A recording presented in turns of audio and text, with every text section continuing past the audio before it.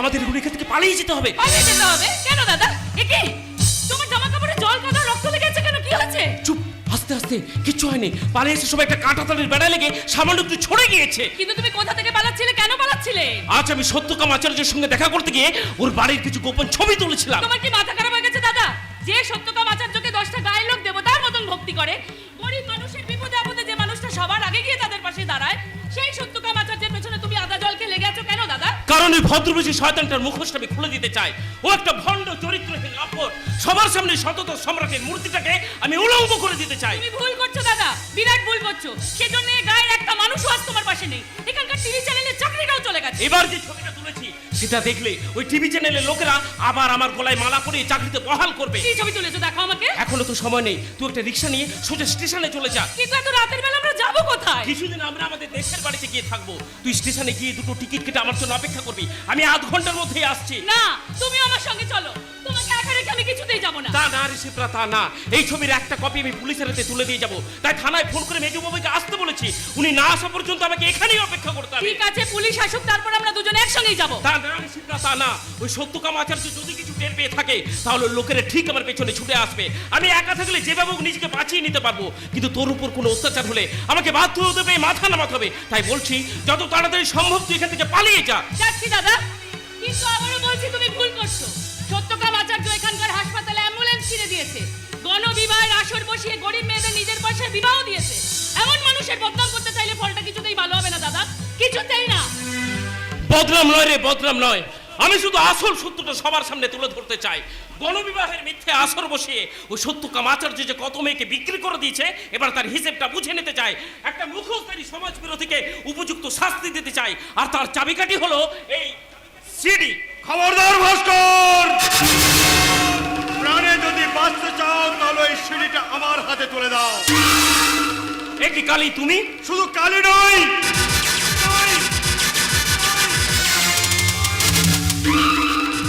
টাকলা কালি। মা কালীর গলায় যে মুন্ডু মালা ঝুলে তার প্রত্যেকটা কাটা মুন্ডুর ফেস কাটিং হুবু হুবু আমার মতো। তাই আমি তোমাদের মতো শয়তানদের শুধু মায়ের ভোগে পাঠাই। যদি বাঁচতে চাও চুপচাপ সিঁড়িটা আমার হাতে তুলে দাও। আমাকে ভয় দেখে কোনো লাভ হবে না। অত সহজে যদি আমি ভয় পেতাম তাহলে এই 5 বছর ধরে ক্যামেরা হাতে নিয়ে তোমার বাবুকে তাড়া করে বেড়াতাম না। সেই জন্য তো বাবু এবার তোমাকে খুন করার অর্ডারটা দিয়ে দিয়েছে। কালীচরণ, কিন্তু না, আমি তোমাকে মারবো না। এটাকে হাত দিয়ে বলছি, সিটিটা পেয়ে গেলেই আমি তোমাকে ছেড়ে দেবো। তুমিও এই গ্রাম ছেড়ে পালিয়ে যাবে। আমি বাবুকে গিয়ে বলবো তোমার লাশটা নদীর চরে পুঁতে দিয়েছি। ব্যাপারটা তুমি আমি ছাড়া কেউ জানবে না। দাও দাও দাও, সিটিটা দাও। এক কথা আমি দুবার বলি না কালী, যাও বেরিয়ে যাও এখান থেকে। টাকলা কালীকে চোখ লাগিয়ে কথা বলছি। যদি প্রাণে বাঁচতে চাস তাহলে ওই সিঁড়িটা আমার হাতে তুলে দে, নাহলে আমি তোর গলায় ছুরি চালাবো। খবরদার কালীচরণ, ভাস্করের গায়ে একটা আঁচড় লাগলে আমি গুলি করে তোমার মাথার খুলি উড়িয়ে দেবো। এই কি মেজু বাবু, আপনি এখানে? তুমি বোধহয় জানতে না যে বাড়ি ফেরার আগে ভাস্কর আমাকে ফোন করে এখানে আসতে বলেছিল। দেখুন দেখুন স্যার, দেখুন ওই সত্যকাম আচার্য কত বড় শয়তান, আমাকে খুন করার জন্য এই গুন্ডাটাকে পাঠিয়েছে। তাই তো আমি একেবারে অবাক হয়ে যাচ্ছি ভাস্কর। এইরকম একটা জেল খাটা খুনি আসামির সঙ্গে ওই রকম একটা দেবতার মতো মানুষের কি সম্পর্ক থাকতে পারে? কোনো সম্পর্ক নেই স্যার, আসলে Shut up! আমি অনন্তনাগ। আমি জানি ওই সত্যকাম আচার্য হলো এই অঞ্চলের সবচেয়ে সম্মানীয় মানুষ। কোনোদিন ভোটে দাঁড়াননি, নেতাও হতে চাননি, তবু গাঁয়ের মানুষ তার জন্য জীবন দিতে পারে। ওই রকম একটা দেবতার মূর্তিতে তোমরা কালি মাখাতে চাইছো কেন, সেটাই আমি জানতে চাই। দেবতা নয় স্যার, দেবতা নয়, ও একটা দানব। আমি সমস্ত তথ্য প্রমাণ সংগ্রহ করে এই সিডিটা বানিয়েছি। তাই না? এটা দেখলে আপনি সবকিছু বুঝতে পারবেন। দেখি, দেখি, এই নিন, এই নিন, স্যার। যদি এই সিডির মধ্যে এই সত্যকাম আচার্যের বিরুদ্ধে একটা প্রমাণ পায়, আমি নিজে তাকে হাত করা পরিয়ে হাজতে নিয়ে যাব। Thank you sir. লোকে বলে 100 নম্বরে ডায়াল করলে পুলিশ আসে, আর হাতে 100 টাকা পেলেই চুপচাপ চলে যায়। এই বদনামটা কিন্তু আপনাকে খোঁচাতে হবে স্যার। দেখুন, পুলিশের শতকরা 95 জনই পুলিশের সততার সঙ্গে কাজ করে, কিন্তু ওই 2-5 জন অসৎ পুলিশের জন্য সবার বদনাম হয়। আর এই অনন্তনাগ হলো সেই 2-5 জনের একজন। সে কি তার মানে? মানেটা বুঝতে পারলে? বুঝিয়ে দে। আমি যদি সত্যকাম স্যারের ডান হাত হই, এই মেজু বাবু হলো তার বাঁ হাত। তাই তো সত্যকাম স্যার আমার বাঁ হাতে 1 লাখ টাকা গুঁজে দিয়েছে এই সিডিটা ফেরত পাওয়ার জন্যে। ছি ছি ছি ছি ছি, পুলিশের চাকরি করো, পাবলিকের সঙ্গে আপনি এত বড় বেইমানি করছেন? চুপ শালা, একদম চুপ। কোথায় বলে ভগবান তুষ্ট পূজায় আর পুলিশ তুষ্ট পয়সায়। ভগবান পুজোলিয়েও সবার সব ইচ্ছে পূরণ করে না, কিন্তু এই পুলিশ যার পয়সা খায় তার সঙ্গে কোনোদিন বেইমানি করে না। অত কথা বলছেন কেন স্যার? আমি শালার গলা এখানে এই না, খবরদার খবরদার, গায়ের ভেতর কিচ্ছু করিস না। শোন, মালটাকে ধরিয়ে বেঁধে গাড়িতে তোল, তারপর গভীর জঙ্গলে নিয়ে গিয়ে খতম করে দে। কেউ ওর কোনো খোঁজ পাবে না, চালিয়ে যা।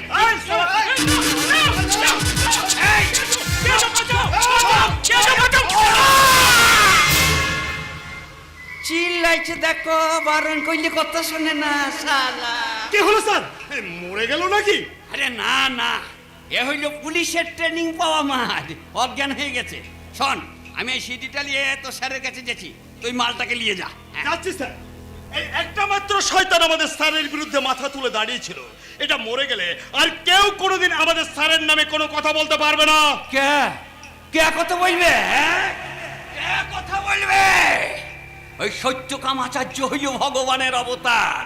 ওই সততার সম্রাটকে যদি কেউ উলঙ্গ করতে চায়, তার একমাত্র পরিণতি হইল অপঘাতে মৃত্যু।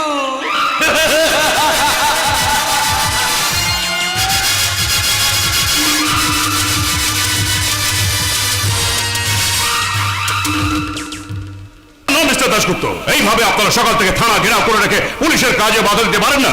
This is the question of law and order. আমাকে আইন শেখাবেন না ওসি সাহেব। মনে রাখবেন, আমি একজন প্র্যাকটিসিং লয়ার। তাহলে একজন উকিল হয়ে আপনি পাবলিকের এই উচ্ছৃঙ্খল আচরণকে সমর্থন করছেন কেমন করে? ওরা আমাদের কাজে বাধা দিচ্ছে, আমাদেরকে হুমকি দিয়ে কথা বলছে। আই এম সরি স্যার, ওদের মধ্যে কেউ যদি আপনার সঙ্গে অভদ্র ব্যবহার করে থাকে তাহলে আমি হাত জোড় করে ক্ষমা চেয়ে নিচ্ছি। Many thanks to you. কিন্তু আপনারও মানুষের সেন্টিমেন্টটা বোঝার চেষ্টা করুন স্যার।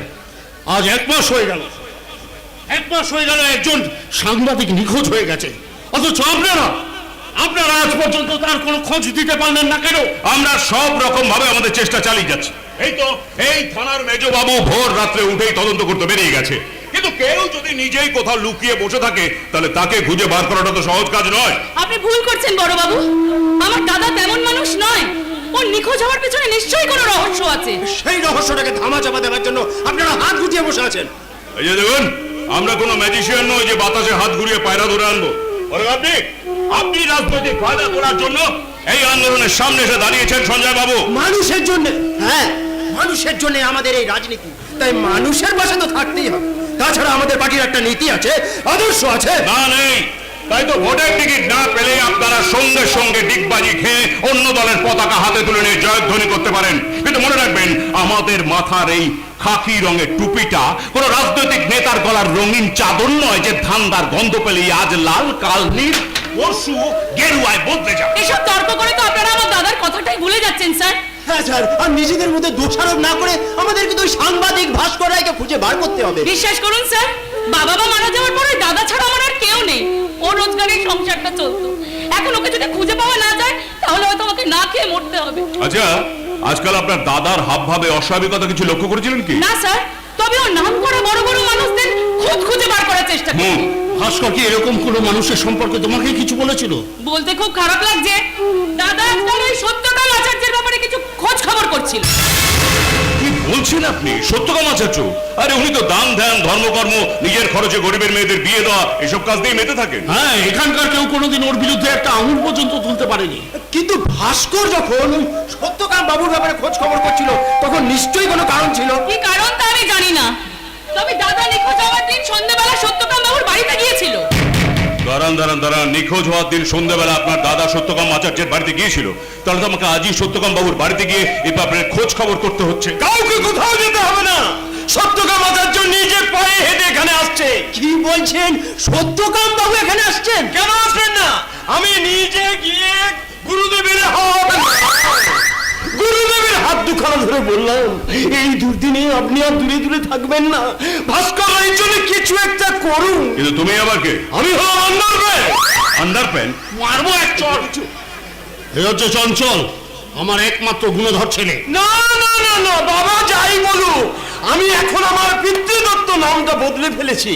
আমার নতুন নাম হলো আন্ডারপ্যান্ট। কিন্তু ওই নামটা শুনলেই একটা বাজে গন্ধ এসে নাকে লাগছে। ও কথা বলবেন না স্যার। আন্ডারপ্যান্ট হলো এই পৃথিবীর সবচেয়ে ইম্পর্টেন্ট জিনিস। প্রত্যেকটা মানুষের ধুতি কিংবা প্যান্টের নিচে থাকে, কেউ তাকে পাত্তা দেয় না। কিন্তু হঠাৎ যদি প্যান্ট কিংবা ধুতি খুলে পড়ে যায়, তখন এই আন্ডারপ্যান্টই তার ইজ্জত বাঁচায়। না না না না না না না না, হাসবেন না। মনে রাখবেন, ওই আন্ডারপ্যান্টই হলো আপনার অন্দরমহলের security guard. Very important thing. আবার ইংরেজি ফাটাচ্ছে। ওদিকে স্কুল ফাইনালটাও পাস করতে পারেনি। কি করে পাস করব? ক্লাস 8 পর্যন্ত পড়েছিলাম, তাতেই মাস্টার মশাইরা আমার বাঁ কানটা টেনে টেনে ডান কানের চেয়ে অনেক বড় করে দিয়েছে। আর স্কুল ফাইনাল পর্যন্ত পড়লে আমার কান দুটো একেবারে হাতির কান হয়ে যেত। তাই তো আমি পড়াশোনা ছেড়ে দিয়ে ওই সত্যকাম আচার্যের কাছে সেবা ধর্মে দীক্ষা নিয়েছি। জয় গুরু! সত্যকাম আচার্য যুগ যুগ জিও, যুগ জিও, যুগ যুগ জিও। সত্যকাম আচার্য যুগ যুগ জিও, যুগ জিও, যুগ যুগ জিও। ওই তো গুরুদেব এসে গেছে। আসুন গুরুদেব, আসুন আসুন, আপনার পদধূলিতে এই থানা ধন্য। জয় গুরু, ধন্য হোক, ধন্য হোক। জনগণের জয় হোক, সমাজের জয় হোক, মহান দেশের জয় হোক। জয় গুরু। জয় গুরু, জয় গুরু। বলুন গুরুদেব, আপনার যা বলার ওই বড়বাবুকে বলুন। তার আগে তুমি আন্ডার প্যান্ট আমার জন্য একটা বালতি আর কোদালের ব্যবস্থা করো, কেমন? বালতি আর কোদাল, ওগুলো দিয়ে আপনি কি করবেন স্যার? থানায় ঢোকবার সময় দেখলাম থানার দরজার সামনে রাস্তার উপরে এক কারি জঞ্জাল জমে আছে। ওই জঞ্জাল থেকে যদি দুর্গন্ধ বাইর হয়, তাহলে থানার ভেতরে আপনারা মানুষের সেবায় কাজ করবেন কেমন করে? তাই আমি নিজের হাতে ওই জঞ্জালগুলো সব পরিষ্কার করে দিতে চাই। ধন্য গুরুদেব, আপনি ধন্য।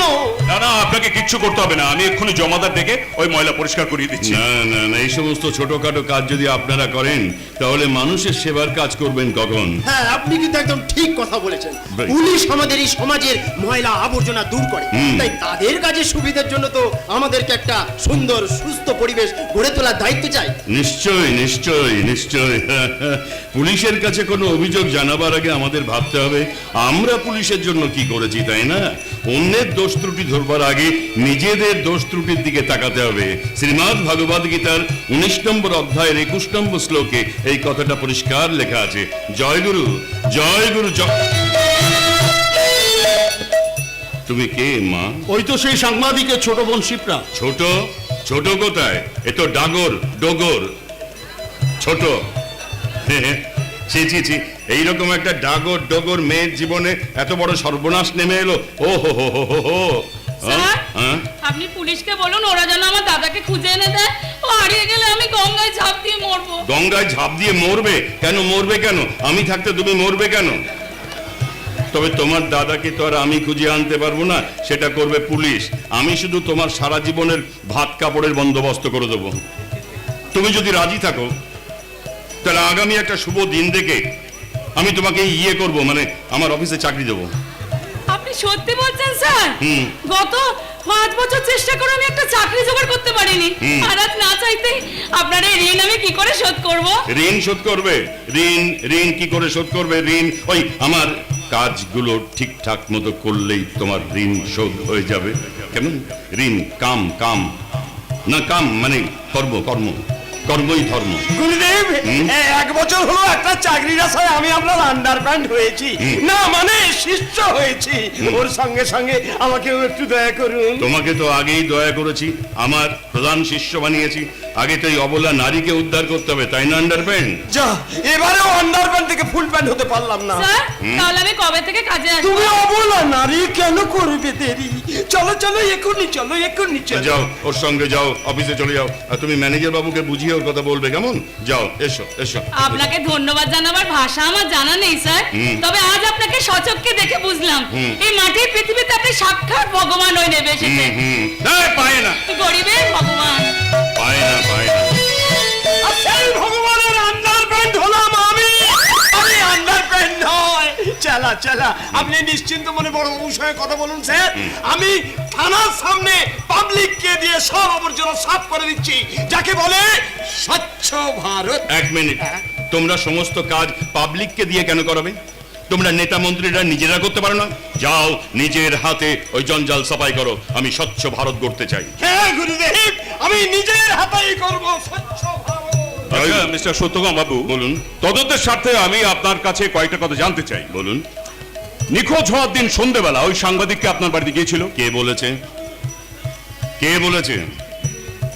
যে বলেছে তাকে পুরস্কার দিন।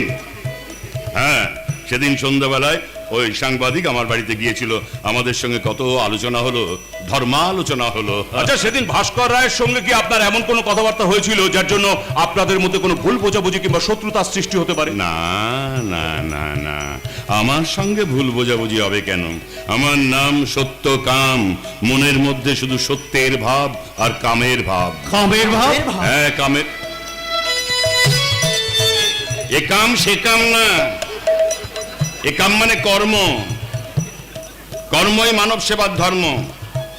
ঠাকুর শ্রী শ্রী রামকৃষ্ণ দেব বলেছিলেন, দুটি সন্তান জন্মাবার পর স্বামী স্ত্রীকে ভাই বোনের মতো বসবাস করতে হবে। এত জনসংখ্যার প্রয়োজন কি আমাদের, তাই না? তাই তো আমি বিয়ের পর থেকে আমরা দুজনেই ভাই বোনের মতো বসবাস করি বলে আমাদের কোনো সন্তান আদি হয়নি। জয় গুরু, জয়। আচ্ছা সত্যকাম বাবু, বলুন। কিছু মনে করবেন না, মানব সেবার কাজে আপনি যে হাজার হাজার টাকা খরচ করেন সেগুলো কোথা থেকে আসে? ওই তো আমার দাদার একটা ব্যবসা ছিল, সেই ব্যবসাটা আছে এখনো। ওই ব্যবসার একটা লভ্যাংশ, মানে লাভের একটা অংশ আমার দিকে আসে, তাতেই কষ্টে সৃষ্টে চলে যায় আর কি। চলে যায়, কষ্টে সৃষ্টে চলে আচ্ছা, যায়। আপনার দাদা বৌদির কোনো সন্তান সন্ততি নেই? আছে তো, একটি মেয়ে আছে, মেয়ে। হ্যাঁ হ্যাঁ, দাদা বৌদি মারা যাবার পর ওই মেয়ে আমার কাছেই আছে, মানে আদালত থেকে ওই মেয়ের দেখভাল করবার দায়িত্ব আমার ওপরেই পড়েছে। এই তো উকিল বাবুরা সব জানেন। হ্যাঁ, 20 বছর আগে যখন ওর দাদা বৌদি মারা গিয়েছিলেন, হ্যাঁ। তখন তাদের মেয়ে ওই সুজাতার বয়স ছিল মাত্র 5। তাই আদালত থেকে সেই মেয়ে এবং তার সমস্ত সম্পত্তি দেখাশোনা করার দায়িত্ব সত্যকাম বাবুর হাতেই তুলে দেয়। আদালত। আর আমাদের 5 জন উকিলকে নিয়ে একটা ট্রাস্টি বোর্ড তৈরি করে দেয়। ঠিক, ঠিক। আমরা ওই মেয়েটির হয়ে তার ব্যবসার হিসেবপত্রটা দেখাশোনা করি। সুজাতার বিয়ে হয়ে গেলে সেই হবে তখন সব সম্পত্তির মালিক। হ্যাঁ, আর আমিও ওই ঝঞ্ঝাট না, এই সমস্ত দায় দায়িত্ব থেকে নিজেকে মুক্ত করতে পারবো। জয় গুরু। তাহলে আপনি ভাইজির বিয়েটা দিয়ে দিচ্ছেন না কেন? চেষ্টা তো করছি, কিন্তু কোটি কোটি টাকার মালিক ওই মেয়ে, তার বিয়ে দেওয়া কি অত সহজ কথা? আচ্ছা, এমনও তো হতে পারে। পাত্র খুঁজে পাওয়া তো বড়ই দুষ্কর এ যুগে, তাই না? বেশ। হ্যাঁ, কি বলছিলেন? কিন্তু এমনও তো হতে পারে বলুন। যে ওই নিখোঁজ সাংবাদিক ভাস্কর রায়ের সঙ্গে আপনার ভাইজির একটা গোপন প্রেমের সম্পর্ক তৈরি হয়েছিল। গোপন প্রেম? হ্যাঁ, কিন্তু মেয়েটার বিয়ে হয়ে গেলে পাছে সম্পত্তিটা আপনার হাতছাড়া হয়ে যায় বলে আমি তাকে খুন করে লাশটা হাফিজ করে দিয়েছি। হ্যাঁ, আচ্ছা, আপনারা পুলিশের চাকরির পাশাপাশি কি যাত্রা পালাটালাও লিখছেন নাকি? হ্যাঁ, কিন্তু যাত্রাপালার ভিলেনের থেকে অনেক বেশি ভয়ঙ্কর হয় বাস্তব জীবনের ভিলেন সত্যবাবু। রাইট। বিশেষ করে যেখানে কোটি কোটি টাকা লাভের প্রশ্ন জড়িয়ে। হ্যাঁ। তাই হেসে উড়িয়ে না দিয়ে ওই বড় বাবুর প্রশ্নের উত্তরটা কিন্তু আপনার দেওয়া উচিত। হ্যাঁ, উকিল বাবু, আমি এখানে এসেছি ভাস্কর রায়ের খবর নিতে। তার বোনের একটা চাকরির বন্দোবস্ত করলাম, আর আপনারা 3 জনে মিলে আমাকে এই আসামের কাঠগড়ায় তুলতে চান। আহা, আপনি যদি কোনো অন্যায় না করে থাকেন তাহলে এত উত্তেজিত হয়ে পড়ছেন কেন? কেন হব না উত্তেজিত? কেন হব না? আমি আপনার মতো নেতা নই যে পাবলিক বাপ মা তুলে খিস্তি করলো দাঁত বার করে হাসতে হবে। ভদ্রভাবে কথা বলুন সত্যবাবু। Shut up! Shut up! তোমার মতো নেতা মন্ত্রী আমি অনেক দেখেছি। হ্যাঁ, অনেক দেখেছি। এই দেশটা, মানে এই দেশের জনগণ স্বাধীনতার পরে চেয়েছিল প্রগতি, আর তোমরা দেশটাকে করেছো গর্ভবতী। এটা কি বলছেন আপনি? ঠিক বলছি। স্বাধীনতার পর তোমাদের মতো নেতা মন্ত্রী আমি বহুত দেখেছি, কিন্তু কই একটা নেতাজি সুভাষচন্দ্র বোস তো জন্ম নেয়নি। আজ আপনি এত রেগে যাচ্ছেন কেন? কেন রাখবো না? আমি ধর্মপথের প্রতীক, তাই বলে দুর্বল নই। মনে রাখবেন, আমার পেছনে কেউ লাগতে এলে কিন্তু কেউ সুখে বাঁচবেন না, কেউ সুখে থাকতে পারবেন না। সকলে মনে রাখবেন, যে পুরোহিত দেবতার পুজো করে সে কিন্তু শ্রাদ্ধ বাসরে বসে আবার পিণ্ডিও চটকায়। জয় গুরু।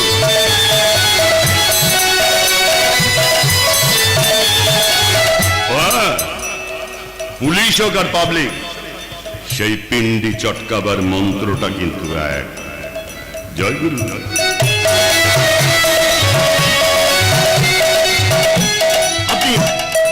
আপনি ঠিক জায়গায় খা দিয়েছেন স্যার। এখন মনে হচ্ছে ওই ভাস্করের নিখোঁজ হওয়ার সঙ্গে সত্যকাম বাবুর নিশ্চয়ই একটা যোগাযোগ আছে।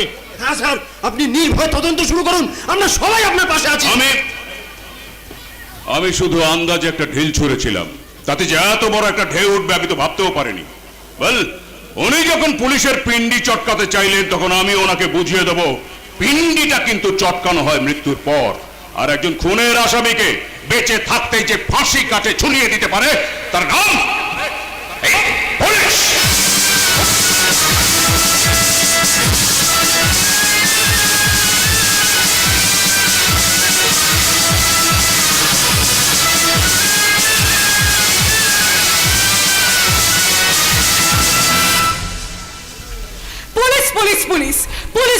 নম্বরে বেইমানা ধোঁকাবাজ, মুখে ন্যায় নীতি আদর্শের স্লোগান আর বুকের ভেতর মিথ্যের বাগান। পাবলিক তো পরে কথা, এরা ঘরের বউকেও সত্যি কথা বলে না। একদম ঠিক কথা বলেছো বৌদি, এই দেশের প্রত্যেকটা মানুষের মনের একই কথা। তাহলে তুমি চুপ করে বসে আছো কেন ঠাকুরপো? তোমাদের থানার ওই ওসি সাহেব বারবার মিথ্যে কথা বলে পার পেয়ে যাবে কেন? কেন তুমি আমার পাশে দাঁড়িয়ে কোনো প্রতিবাদ করবে না? নিশ্চয়ই করব, কিন্তু তার আগে ঘটনাটা কি সেটা তোমাকে জানতে হবে। কেন তুমি জানো না? থানার ওই ভদ্রলোকের কাছে যতবার দাবি জানিয়েছি, উনি হাসি মুখে বলেছেন চিন্তার কোনো কারণ নেই, কাজ হয়ে যাবে। কাজের কাজ কিচ্ছু করেননি, মিথ্যেবাদী অপদার্থটা মানুষকে সরকার ওসি চেয়ারে বসিয়ে রেখেছে। আচ্ছা বৌদি, তুমি তো তার শাস্তির ব্যবস্থা একাই করতে পারো। উনি যতই বড় অফিসার হোক না কেন, তার টিকিটা তোমার কাছেই বাঁধা আছে। ও বাঁধনে কোনো দাম নেই গো। আমার এই শাখা সিঁদুরে কোনো জোর নেই, দেখছো না? মাত্র 2 মাস হলো এখানে বদলি হয়ে এসেছি, নতুন সংসার কত কি কেনার আছে। রোজ থানায় যাওয়ার সময় বলছে সন্ধ্যেবেলা এসে বিধান মার্কেটে নিয়ে যাবে। আমিও সেজে গুজে বসে আছি, আর উনি রাত 10টার সময় বাড়ি ফিরছেন। বুঝেছি বুঝেছি, তা এখন রাগারাগি করে কি লাভ? তুমি তো নিজেই দাদাকে ভালোবেসে বিয়ে করেছিলে। কি করবো বলো? কলেজে পড়ার সময় সুন্দর সুপুরুষ মানুষটাকে দেখে আমার ভালো লেগে গেল, ভাবলাম হীরের টুকরো আঁচলে বেঁধেছি, কিন্তু এখন দেখছি সে কাঁচও নয়, কাঠ কয়লা। শোনো শোনো, তোমাকে একটা ভালো বুদ্ধি দিই। তুমি অফিস যাওয়ার সময় দাদার কাছে কিচ্ছু চাইবে না, যা চাইবে রাত 12টার পর। কেন? আরে কেন কি, পুরুষ মানুষ দিনের বেলায় সিংহ, আর রাত 12টার পর ভেড়া বলে যায়। তাই তুমি দিনের বেলায় তাদের কাছে যা চাইবে না না না, আর রাত 12টার পর যা চাইবে হ্যাঁ হ্যাঁ আর হ্যাঁ। একদম অশুভ তুমি করবে না, নিজে তো এখনো বিয়ে করোনি, এইসব গোপন কথা জানলে কি করে? জানি জানি, আরে বাবা জানি বলেই তো এই প্রেম ভালোবাসার সংসারের ক্যাচাল থেকে অনেক দূরে আছি। বোকা, প্রেম ভালোবাসাই হলো সৃষ্টির মূল মন্ত্র, তাই তো সূর্যকে ভালোবেসে পৃথিবী আজীবন তার চারিপাশে ঘুরছে। ওরে বাবা, তা তোমার এই প্রেম ভালোবাসায় আর কি কি ক্ষমতা আছে বৌদি? প্রেম ভক্তি, প্রেম শক্তি, প্রেমে শান্তি, প্রেমে মুক্তি, প্রেমে ভক্তি, প্রেমে শক্তি, প্রেমে শান্তি, প্রেমে মুক্তি, প্রেমের বিরহ, প্রেমে লীলা, প্রেমের পরশে সুন্দর জীবন, প্রেমের বিরহ, প্রেমে লীলা, প্রেমের পরশে সুন্দর জীবন, প্রেম ভক্তি, প্রেম শক্তি, প্রেমে শান্তি, প্রেমে মুক্তি। দেখি ইমন, তুমি বিধান মার্কেটে যাবে বলে আমি আমার সব কাজ ফেলে দিয়ে ছুটতে ছুটতে এসেছি, আর তুমি এখনো রেডি হওনি, গান গিয়ে সময় নষ্ট করছো। এখন মার্কেটে যাবে? এই রাত 10টার সময় তোমার জন্য কে দোকান খুলে বসে আছে বলতে পারো? হ্যাঁ? কি বললে? রাত 10টা? এই 10টা বেজে গেছে। যা বাবা, গরিব পড়ি না বলে না সময়টা একেবারে আন্দাজ করতে পারিনি। যাকে তুমি কোনো চিন্তা করো না, কাল সকালেই না হয়। থাক থাক, আমার কোনো দরকার নেই, এখন তোমাকে ছাড়াই আমি বাকি জীবনটা কাটাতে পারবো। ইস, এই কথাটা 2 বছর আগে বলতে পারলে না, তাহলে তো আমার জীবনটা একটু অন্যরকম হতো। অন্যরকম মানে? আরে তুমি তো জানো, তখন কলেজের সেরা সেরা সুন্দরী মেয়েরা আমার জন্য একেবারে পাগল ছিল। হ্যাঁ, ওই মল্লিকা তো এখনো লুকিয়ে লুকিয়ে আমাকে ফোন করে কান্নাকাটি করে। তাহলে মল্লিকাকে বিয়ে করলে পারতে তো, আমার করে কেন মানা দিতে গেলে? কি করবো বলো? তুমি ওই চিঠি লিখে তখন জানিয়েছিলে 15 দিনের মধ্যে বিয়ে না করলে একবার আত্মহত্যা করবে, তাই তো বাধ্য হয়ে।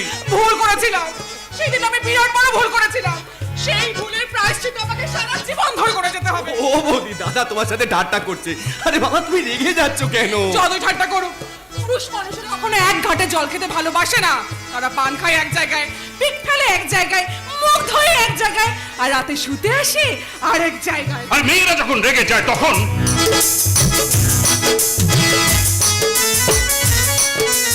তাদের ভীষণ সুন্দর দেখায়, বিশেষ করে তোমাকে।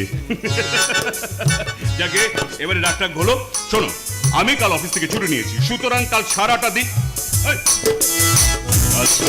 আমি তোমার পাশেই থাকবো ডার্লিং। তার আগে কথা দাও, আমার সামনে মল্লিকা নাম কোনোদিন উচ্চারণ করবে না। না না, মাথা খারাপ নাকি? মনে রেখো, মেয়েরা তাদের সবকিছু বিলিয়ে দিতে পারে, কিন্তু নিজের স্বামীর ভাগিদারকে এতটুকু সহ্য করবে না। একদম না। কে? এই দেখো কে। বাঁচান, বাঁচান, বাঁচান, উড়িতো না, আপনি আমাকে বাঁচান, আপনি আমাকে বাঁচান, ওরা আমাকে ধরে নিয়ে যাবে, আপনি আমাকে বাঁচান। আরে ছাড়ো ছাড়ো, শান্ত হও শান্ত হও, এবারে শান্ত হয়ে বলো তো তুমি কে? কারা তোমাকে ধরে নিয়ে যাবে? কি হয়েছে? আমি সুজাতা বাড়ি থেকে পালিয়ে এসেছি, তাহলে আমার কাকা আমাকে মেরেই ফেলতো। কাকা? কে তোমার কাকা? সত্যকাম আচার্য। তুমি সত্যকাম আচার্যর ভাইজি? হ্যাঁ, ওই লোকটা আমার কাকা। একটা জমদূত আমাকে অন্ধকার ঘরের মধ্যে বন্দি করে রাখে, আর আমাকে খেতে দেয় না। মাঝে মাঝে একটা চেক বুক দিয়ে এসে আমাকে সই করিয়ে নেয়, না হলে না চাবুক পড়ে। চাবুক! এই দেখুন দেখুন, আমার জামা তুলে দেখুন, আমার সারা গায়ে না না, পুরুষ মানুষের সামনে গা দেখাতে নেই ভাই। আমরা তোমার কোনো কথা অবিশ্বাস করছি না। বলো, তোমার কাকা তোমার উপর কেন অত্যাচার করে? তুমি কোনো অন্যায় করেছো? কিচ্ছু করিনি, কিচ্ছু করিনি, কিচ্ছু করিনি। আমার বাবা মা তো খুব ছোটবেলাতেই মারা গেছে। তারপর থেকে ওই কাকা আমাদের বাড়িতে এসে উঠেছে। সেই বাচ্চা বয়স থেকে আমাকে খুব মারে, স্কুলে যেতে দেয়নি। ওই মধু মামা আমাকে লুকিয়ে লুকিয়ে বই খাতা এনে লেখাপড়া শিখিয়েছে। মধু মামা? মধু মামাকে? মধু মামা আমার বাবার কাছে কাজ করতো। কাকা তো বাড়ির পুরনো সব কাজের লোকদের তাড়িয়ে দিয়েছে, শুধু কোর্টের অর্ডার আছে বলে মধু মামাকে তাড়াতে পারিনি। ওয়েট, কোর্টের অর্ডার আছে বলে মধু মামাকে তাড়াতে পারিনি, তারপর বলো। ওই তো আজকে দরজা খুলে দিয়েছে বলে আমি পালাতে পেরেছি। আশ্চর্য! এত বড় শয়তানির পরেও ওই লোকটা গ্রামের মানুষের চোখে দেবতার আসনে বসে আছে। আমিও ঠিক এই ব্যাপারটাই আন্দাজ করেছিলাম। আজ সুজাতার কথায় তার প্রমাণ পেলাম। সাধুর ছদ্মবেশে ওই লোকটা আসলে একটা সাক্ষাৎ শয়তান। আচ্ছা, তুমি এর আগে কখনো বাড়ি থেকে পালিয়েছিলে? হ্যাঁ, পালিয়েছিলাম 2-3 বার পালিয়েছিলাম, কিন্তু কাকা পুলিশ দিয়ে ধরে নিয়ে এসছে। বাইরের কেউ আমাদের কথা বিশ্বাস করে না, শুধুমাত্র ভাস্করটা বলেছিল। ওই ভাস্কর মানে নিখোঁজ সাংবাদিক ভাস্কর রায়? হ্যাঁ, ও বলেছিল একদিন এসে ঠিক আমাকে বার করে নিয়ে যাবে, কিন্তু আর ফিরে আসেনি। বুঝতে পেরেছি। ওই সাংবাদিক তোমাকে বাড়ি থেকে উদ্ধার করতে চেয়েছিল বলেই তাকে নিখোঁজ হতে হয়েছে, অথবা সে খুন হয়েছে। আর এই কাজটা করেছে ওই সত্যকাম আচার্য। তাতে কোনো সন্দেহ নেই, কিন্তু তুই এটা প্রমাণ করবি কি করে দাদা? জানি না, তবে সূত্র যখন একটা পেয়েছি তখন প্রমাণটাও ঠিক আমি খুঁজে বার করবই। আর তারপর ওই শয়তানটাকে আমি জেল খাটিয়ে ছাড়বো। দাদা, আমি তোমার হাত ধরে বলছি, তোমার বাড়ির আমি এক কোনায় পড়ে থাকবো। মোদি, তুমি আমাকে চা খেতে দেবে, আমি তাই খাবো। তোমরা আমাকে যা কাজ করতে বলবে আমি তাই করব। তোমরা আমাকে তাড়িয়ে দিও না। তা হয় না সুজাতা, তোমাকে এক্ষুনি আমার সঙ্গে ঘরে ফিরে যেতে হবে। কি অনন্তবাবু, এত রাত্রে আপনি এখানে? এই একটু আগে সত্যম বাবু থানায় ফোন করে ওর ব্যাপারে রিপোর্ট করেছে। শুনলাম ওকে নাকি আপনার বাড়িতে ঢুকতে দেখা গিয়েছে, তাই এখানেই ছুটে এলাম। চলে এসো। দাঁড়ান, ও একটু আগে সত্যকাম বাবুর বিরুদ্ধে যেসব অভিযোগ করেছে তাতে মিথ্যে কথা স্যার, মিথ্যে কথা। ওই মেয়েটার মাথায় গোলমাল আছে, ওই স্কিজোফ্রেনিয়া নাকি যেন নাম রোগটা। সিজোফ্রেনিয়া? এইসব রোগে মানুষ মনে মনে উল্টো পাল্টা ভাবনা ভাবে, আর সেই সব ভাবনা কি সত্যি বলে মনে করে। শুধু তাই নয়, আমি ইন্টারনেটে দেখেছি এই ধরনের মানুষরা নাকি কাল্পনিক লোকজনের কথা শুনতে পায়। একদম ঠিক কথা বলেছেন। এই ডিজিটাল যুগে কত যে নতুন নতুন ডিজিজ তৈরি হচ্ছে, কি বলবো। মোদি, বিশ্বাস করো, আমার কোনো রোগ নেই, সব ষড়যন্ত্র। সম্পত্তির লোভে কাকা আমাকে পাগল সাজিয়ে রাখতে চায়। এর কোনো কথা বিশ্বাস করবেন না স্যার, আপনি তো নতুন নিয়েছেন। আমি ওকে অনেক দিন ধরে চিনি। আমি সত্যকাম বাবুর বাড়িতে গিয়ে ওর ডাক্তারের সার্টিফিকেট, প্রেসক্রিপশন, রিপোর্ট সব দেখে নিয়েছি। মাথা খারাপ। দাদা, আজকে রাত্রিটাও আমাদের বাড়িতেই থাক, তাহলে ওর অসুখের ব্যাপারটা আমরা ভালো করে জানতে পারবো। আমিও ঠিক এটাই ভাবছিলাম। স্যার, বেকার অন্যের ঝামেলা নিজের ঘাড়ে নিতে যাবেন না। কোথায় কখন কিভাবে ফেঁসে যাবেন বুঝতে পারবেন না। তুমি আমার একটা কথা এদিকে শুনে যাও। দেখো, কাঁচা বয়সের একটা মেয়ে, চেনা নেই, জানা নেই, স্বভাব চরিত্রে কোনো খোঁজ নেই। সেখানে আমি একটা মেয়েকে ঘরে তুলি কি করে, যেখানে তুমি আছো, ঠাকুরপো আছে। ও ডোন্ট বি সিলি মন। মেয়েটার উপর অত্যাচারের কথাটা তো শুনলে? মেজে বাবার কথাও তো শুনলাম। কে সত্যি বলছে কে মিথ্যে বলছে কিছুই জানি না। সেদিন সত্যকাম বাবুর সঙ্গে তোমার একটা ঝামেলা হয়ে গেছে। কাল যদি তোমাকে মেয়েটার সঙ্গে জড়িয়ে তোমাকে চরিত্রহীন লম্পট বলে গালাগালিতে যদি মিছিল বার করে, তখন গায়ের মানুষ ওর কথায় বিশ্বাস করবে, তখন তোমার চাকরি নিয়ে টানাটানি পড়ে যাবে। হ্যাঁ, ঠিকই বলেছো। আসলে সত্যকাম আচার্যের মতো শয়তানের অসাধ্য কিছুই নেই। এই সুজাতা, তুমি এক কাজ করো, তুমি আজ রাতে মেজবাবুর সঙ্গে তোমার বাড়িতে ফিরে যাও। চলে যাবে? এ তুই কি বলছিস দাদা? হ্যাঁ, আমি ভাবছি কাল সকালে ওদের বাড়িতে গিয়ে ব্যাপারটা সত্য মিথ্যে তদন্ত করে দেখবো। একদম সঠিক সিদ্ধান্ত। প্লিজ আপনারা এখানটায় যারা ডান দিকে কথা বলছেন, এখানে কথা বলে কনসেন্ট্রেশনটা সকালবেলা ওদের বাড়িতে গিয়ে ব্যাপারটা সত্য মিথ্যে তদন্ত করে দেখ। একদম সঠিক সিদ্ধান্ত নিয়েছেন। চলো সুজাতা, চলো, দেরি হয়ে গেল, চলো। দাদা, বৌদি, ছোটদা, তোমরা আমাকে তাড়িয়ে দিও না, নাহলে আমার কাকা আমাকে মেরেই ফেলবে। চুপচাপ চলে এসে বলছি, নইলে থানায় গিয়ে সেই লেডি কনস্টেবলটাকে ডেকে নিয়ে আসবো। না না না, ওই পুলিশটা খুব মারে। আমি যাচ্ছি, আমি যাচ্ছি, আমি যাচ্ছি। তোমরা আমাকে একটু ভালোবাসো না। যার বাবা মানে তার এই পৃথিবীতে কেউ নেই, কেউ নেই, কেউ নেই। চল্লিশ স্যার, এখন একে জমা করে বাড়ি ফিরতে ফিরতে রাত 12টা বেজে যাবে। এরপর আবার গিন্নির কাছে 1000টা কৈফিয়ত দাও। কোথায় ছিলে, কার সঙ্গে ছিলে, কি করছিলে? ও কি আনন্দে যে বিয়ে করেছিলাম, ভালো লাগে না স্যার। চলি স্যার, চলি স্যার, নমস্কার, good night, good night everybody, good night, good night. দাদা, কাজটা বোধহয় ভালো হলো না। এরপরেও এই মেয়েটা যদি ভাস্কর রায়ের মতো নিখোঁজ হয়ে যায়, তাহলে নিজের বিবেকের কাছে আমরা কোনোদিন কোনো কৈফিয়ত দিতে পারবো না রে, কিছুতেই না। ওই দেখো দেখো দেখো, মাত্র 5 মিনিটের আলাপেই মেয়েটার প্রতি ঠাকুরপো দরদ একেবারে উঠলে উঠেছে। মেয়েটা যেভাবে তার দুঃখ কষ্টের কথা বলে গেল, তাতে যে কোনো মানুষের মনটাই কেঁদে উঠবে। মেয়েরা প্রয়োজনে অনেক কথাই বলে, অনেক কিছুই করে। ভগবান আমাদের শরীর আর মনে 36 রকমের ছলাকলা দিয়েছেন। তার জেরেই তো ঝাল লঙ্কার মতন তেজিয়ান পুরুষেরও আচার বানিয়ে বোতলে ভরে রাখতে পারে। হ্যাঁ, সেটা তো আমার বাড়িতে বসেই আমি টের পাচ্ছি। একজন তেজিয়ান অফিসার ওই বাড়িতে ভেজা বেড়াল হয়ে বসে আছে। যাও যাও, ওসব কথা তোমার মল্লিকাকে গিয়ে বলো। হ্যাঁ, মল্লিকা? মল্লিকা বাড়িতে? কেন, যে তোমাকে ফোন করে কান্নাকাটি করে? ও আরে বাবা, সেটা তো তোমাকে রাগাবার জন্য বলেছি।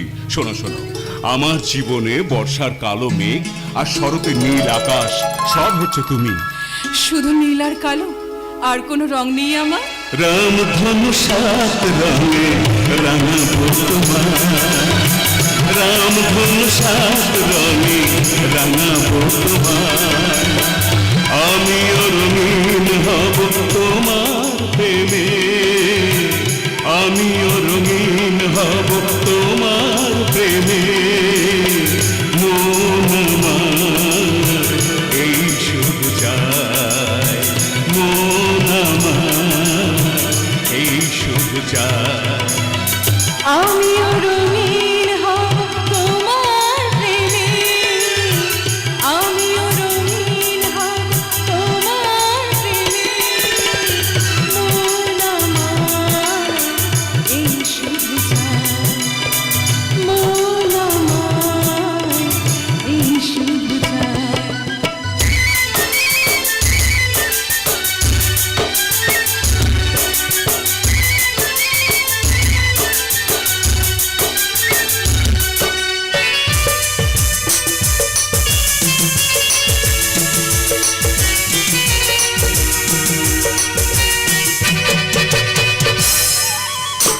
স্বপ্নের রং আছে ভালোবাসা নাম যার, ফুলের রং সে প্রকৃতির উপহার।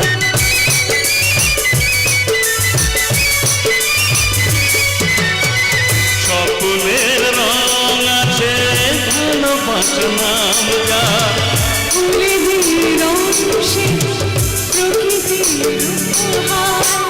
আমিও ভালোবেসে তোমাকেই চাই পাশে, আমিও ভালোবেসে তোমাকেই চাই পাশে, এই মন তোমাতে হারা, এই মন তোমাতে হারা, এই মন তোমাতে হারা, এই মন তোমাতে হারা। এই মন তোমাতে হারায়।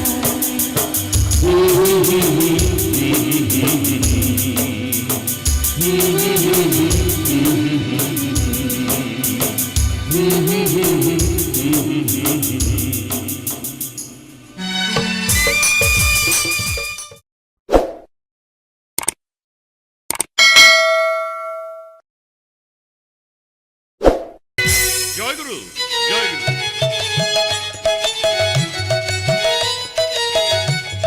জয় গুরু, জয় গুরু। বিশ্বাস, বিশ্বাস। মানুষের বিশ্বাস যখন অন্ধ হয় তখন তারা আমার মতো পাষণ্ডকেও রাজ সিংহাসনে বসিয়ে দেয়। শ্রীমদ্ ভগবদ গীতার ৮ অধ্যায়ের ২১ নম্বর শ্লোকে এই কথাটা পরিষ্কার লেখা আছে।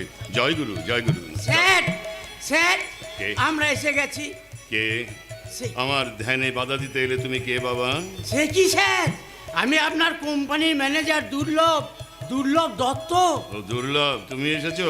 দেখো বাবা, আমি যখন ঈশ্বরের নাম গান করি তখন আমার বাহ্য জ্ঞান থাকে না। বলো কি বলতে এসেছো?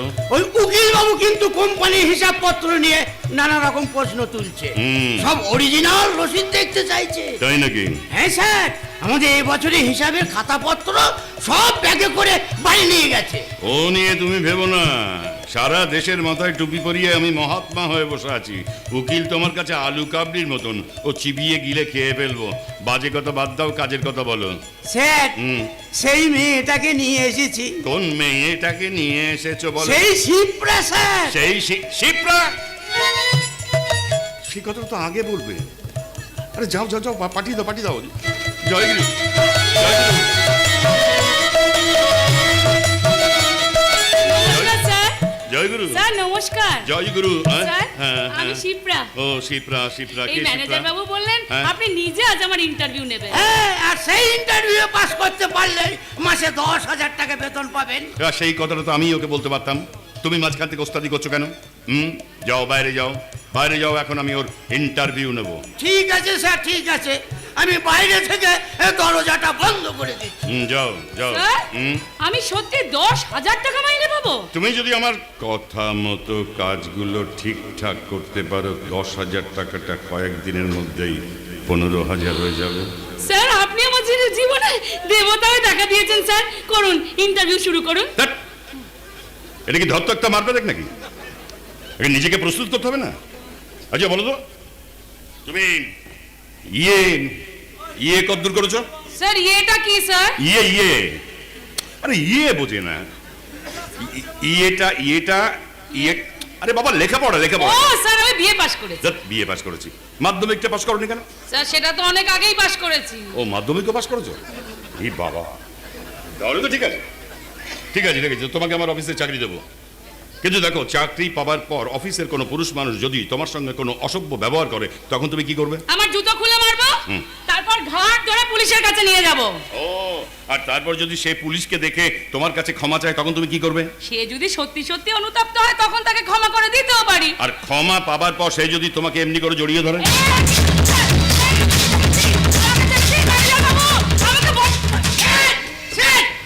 কি হয়েছে স্যার এখানে? হ্যাঁ গো, কি হয়েছে? তুমি এমন করে গালে হাত দিয়ে দাঁড়িয়ে আছো কেন? মেয়েটা আমার গালে চড় মেরেছে। কি? ওর এতদূর স্পর্ধা? ওকে এক্ষুনি পুলিশের হাতে তুলে দিয়ে আসছি। না, ওর কোনো দোষ নেই। তার আগে আমি ওকে জড়িয়ে ধরেছিলাম। কি আজে বাজে কথা বলছো? একটা অবধ শিশু এমন অদ্ভুত কথা বিশ্বাস করবে না। কিন্তু তুমি বিশ্বাস করো, আমি সত্যি তাই করেছিলাম। তার আগে ওকে জড়িয়ে ধরেছিলাম। আর ওটাই ছিল আমার ইন্টারভিউ। আমি তোমার চরিত্রের জোরটা পরীক্ষা করে দেখছিলাম। আপনি আমাকে পরীক্ষা করছিলেন? হ্যাঁ,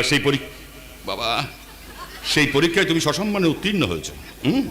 তোমাকে আমি চাকরি দেবো, আমার অফিসেই চাকরি দেবো। চাকরি দেবেন? কেন দেব না? আর আমি কি না আপনার গালে চড় মারলাম? তাতে কি হয়েছে? তাতে কি হয়েছে? তুমি তো আমার চরিত্রটাকে চেনো না, তাই না বুঝে একটা কাজ করে ফেলেছো, তাই না? হ্যাঁ, তুমি কি করে জানবে যে এই চরিত্রবান মানুষটা কোনো পরনারীর গায়ে হাত ছোঁয়ানো তো দূরের কথা, কোনোদিন তাদের দিকে চোখ তুলেও তাকায় না। আমাকে ক্ষমা করে দিন স্যার, আমি আপনার পায়ে নয়। অযোগ্য পুরুষ মানুষ যদি নারীর প্রণাম নেয় তাহলে তাকে নরকে যেতে হয়। শ্রীমদ্ ভগবদ গীতার 19 নম্বর অধ্যায়ের 21 নম্বর শ্লোকে কথাটি পরিষ্কার লেখা আছে। আজ আমার জীবন ধন্য হলো স্যার। আমার 7 পুরুষের ভাগ্য যে আপনার মতন মানুষের কাছে আমি কাজ করতে পারবো। যাও, আজ থেকেই কাজ শুরু করে দাও। কেমন? যাচ্ছি। আপনার পায়ে হাত দিতে না পারলেও আমি ওই কাকিমার পায়ে হাত দিয়ে আমার অন্তরের শ্রদ্ধাটুকু উজাড় করে রেখে যাই।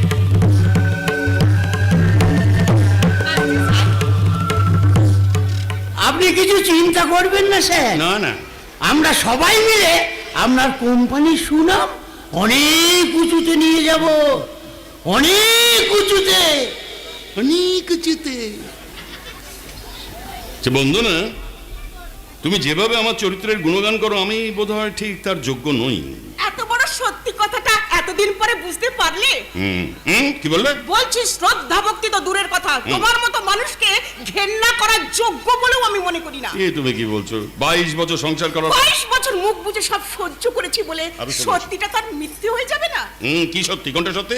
হ্যাঁ মানছি, আমি মানছি যে মানুষের সেবা করার জন্য, জনগণের সেবার জন্য আমি সারাদিন বাইরে বাইরে থাকি, তোমার দিকে ভালো করে নজর দিতে পারি না, তাই হয়তো। সেই জন্যই তো আমি তোমার কাছ থেকে অনেক দূরে পুজোর ঘরে পড়ে থাকতে পেরেছি, আর তুমিও নিশ্চিন্তে জনসেবার নামে তোমার নষ্ট চরিত্রের নদীতে ডুবে থাকতে পেরেছো। এ তুমি কি বলছো বলো দেখিনি? একটু আগে ওই মেয়েটার সামনে তুমি আমার চরিত্রের কত গুণগান করলে। না করে কি করব? তোমার মুখে কেউ থুতু ফেললে সেটা আমার সিঁথির এই সিঁদুরের ওপরই এসে পড়বে। ও তাই বুঝি। তাই তুমি আমার চরিত্রের ইতিহাস ভূগোল সব জেনেও প্রতিভক্তির অভিনয় করছো। হ্যাঁ তাই করছি। মামাকে অনেকদিন আগেই তোমার হাতে তুলে দিয়ে স্বর্গে গেছে। বেশ হয়েছে। গর্ভে কোনো সন্তানও আসেনি, তার ভরসায় ঘর ছেড়ে চলে যাব। ঠিক বলেছো, গর্ভে কোনো সন্তান আসেনি বলে তা। এই তুমি জানো আমাদের দেশে যে সমস্ত মেয়েদের গর্ভে সন্তান আসে না তারা কি করে জানো? শালারা গলায় দড়ি দিয়ে আত্মহত্যা আমি কোনোদিন করতে চাইনি, করবো না। তোমার সর্বনাশটা দেখার জন্য দাঁতে দাঁত চেপে বেঁচে থাকবো। এই বন্দনা, আরেকটা বাজে কথা বললে কিন্তু খুন করবে। সম্পত্তির লোভে যেভাবে নিজের দাদা বৌদিকে খুন করেছিলে। আমি খুন টুন করি না, ওই মেয়েদের সঙ্গে একটু করি। খুন টুন যা করার করে ওই টাকলা কালি, কিন্তু তার পাপটা তোমার খাতায় এসে জমা হয়, আর সেই জমা খরচের হিসেবটা একদিন তোমাকে এই মাটির পৃথিবীতে মিটিয়ে দিয়ে যেতে হবে। ঠিক আছে দেবো, মাটির পৃথিবী। আর সেদিন আমি হাসতে হাসতে এই সিঁদুর সিঁদুর মুছে তোমার পাপের প্রায়শ্চিত্ত করব।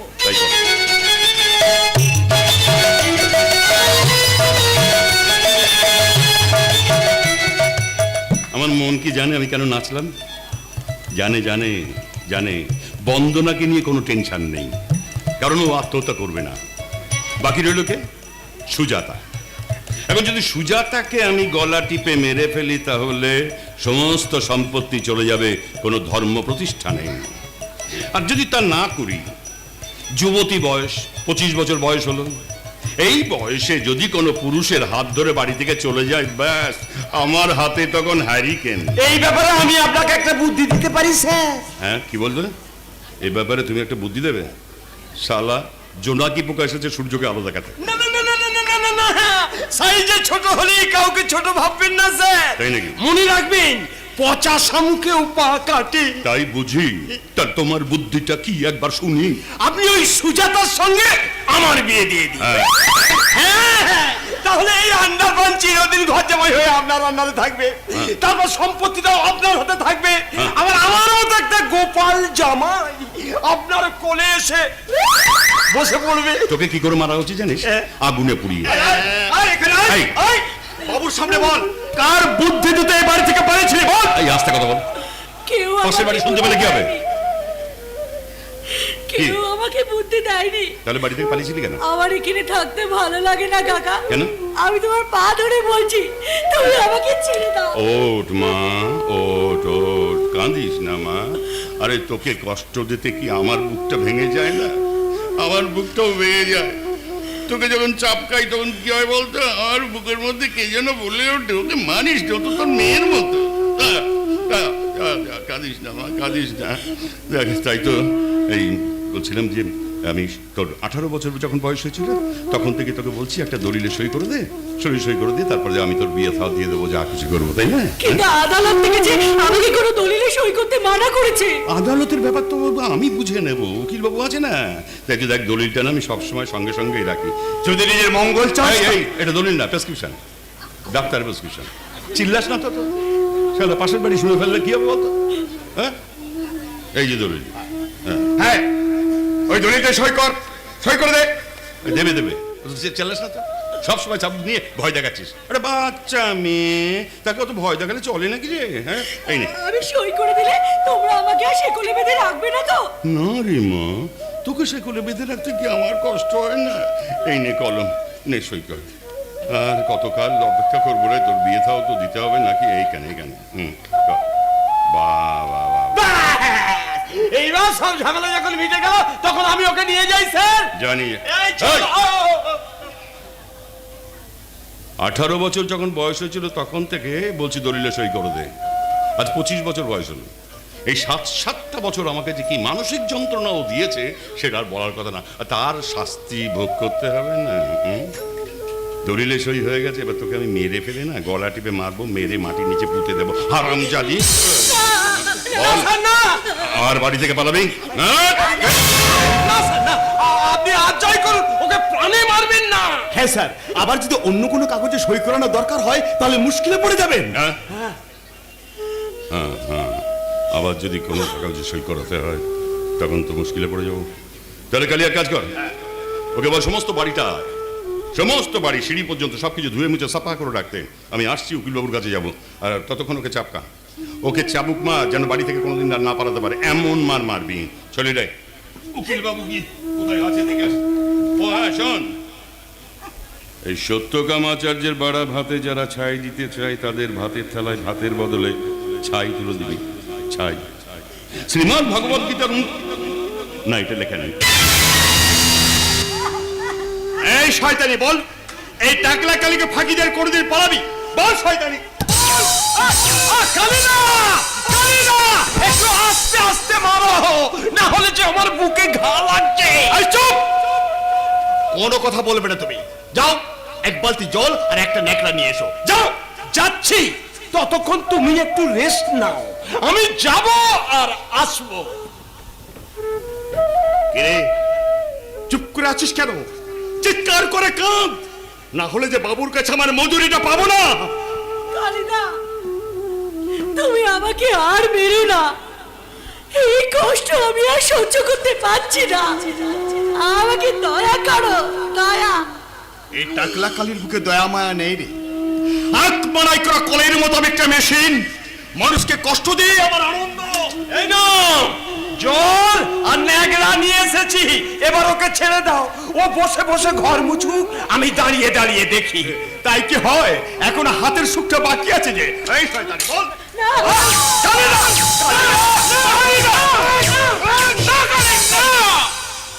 এই বাচ্চা মেয়েটাকে আর মেরো না।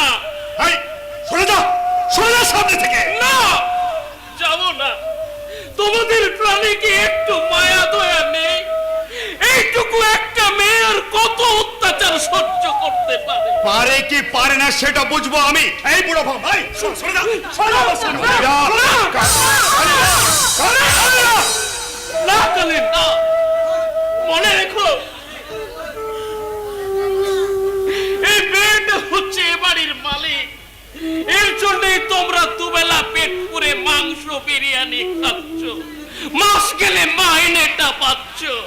তবে রে শয়তান, দেখবি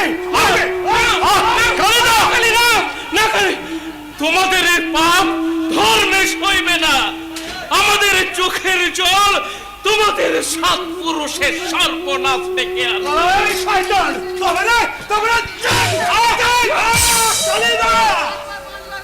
বাবার বয়সী বুড়ো মানুষের অভিশাপ তুমি আর কুড়িও না। চলো, চলো আমার সঙ্গে। এই বিকেলের মধ্যে সব ঘর বারান্দা সিঁড়ি ধুয়ে মুছে পরিষ্কার করে রাখবি। কাজে ফাঁকি দিলে আমার এই চাবুক চলবে। টাকলা কালী চাবুক। চলো, চল। আরে চলো, চলো, চলো, চলো। যা, জানো তুই যা, আমি সব ঘর বারান্দা পরিষ্কার করে রাখছি।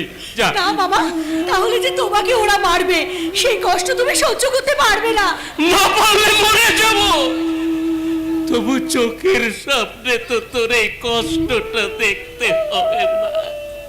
তুমি মরে গেলে আমার কি হবে বাবা? তুমি ছাড়া যে আমার কেউ নেই। আমিও তো তোর জন্য এ বাড়িতে পড়ে আছি রে মা। তোর মা বাপের নিমকের দামটা আমি এইভাবে শোধ করছি। আজ যদি বাবা মা বেঁচে থাকতো, আমি নতুন জামা পরে রথের মেলা দেখতে যেতাম, দুর্গা ঠাকুর দেখতে যেতাম। সে স্বাদ তো আমার কোনোদিন পূর্ণ হবে না। কেন যে আমার বাবা মা আমাকে একা ফেলে চলে গেল? সবই আমাদের পোড়া কপালের দোষ রে মা, এই পোড়া কপালের দোষ। যাক যাক মা, যা, ওসব কথা তুই ভুলে যা মা, ওসব কথা তুই ভুলে যা। মা বাবাকে কেমন দেখতে ছিল সেটা তো মনেই পড়ে না। শুধু মনে আছে মায়ের কোলের কথা। মায়ের সেই তুলোর মতো নরম কোলে আমি শুয়ে থাকতাম। মা আমার মাথায় হাত বুলিয়ে বলতো, খুকু ঘুমালো, পাড়া চড়ালো, মরে গেলো দেশে।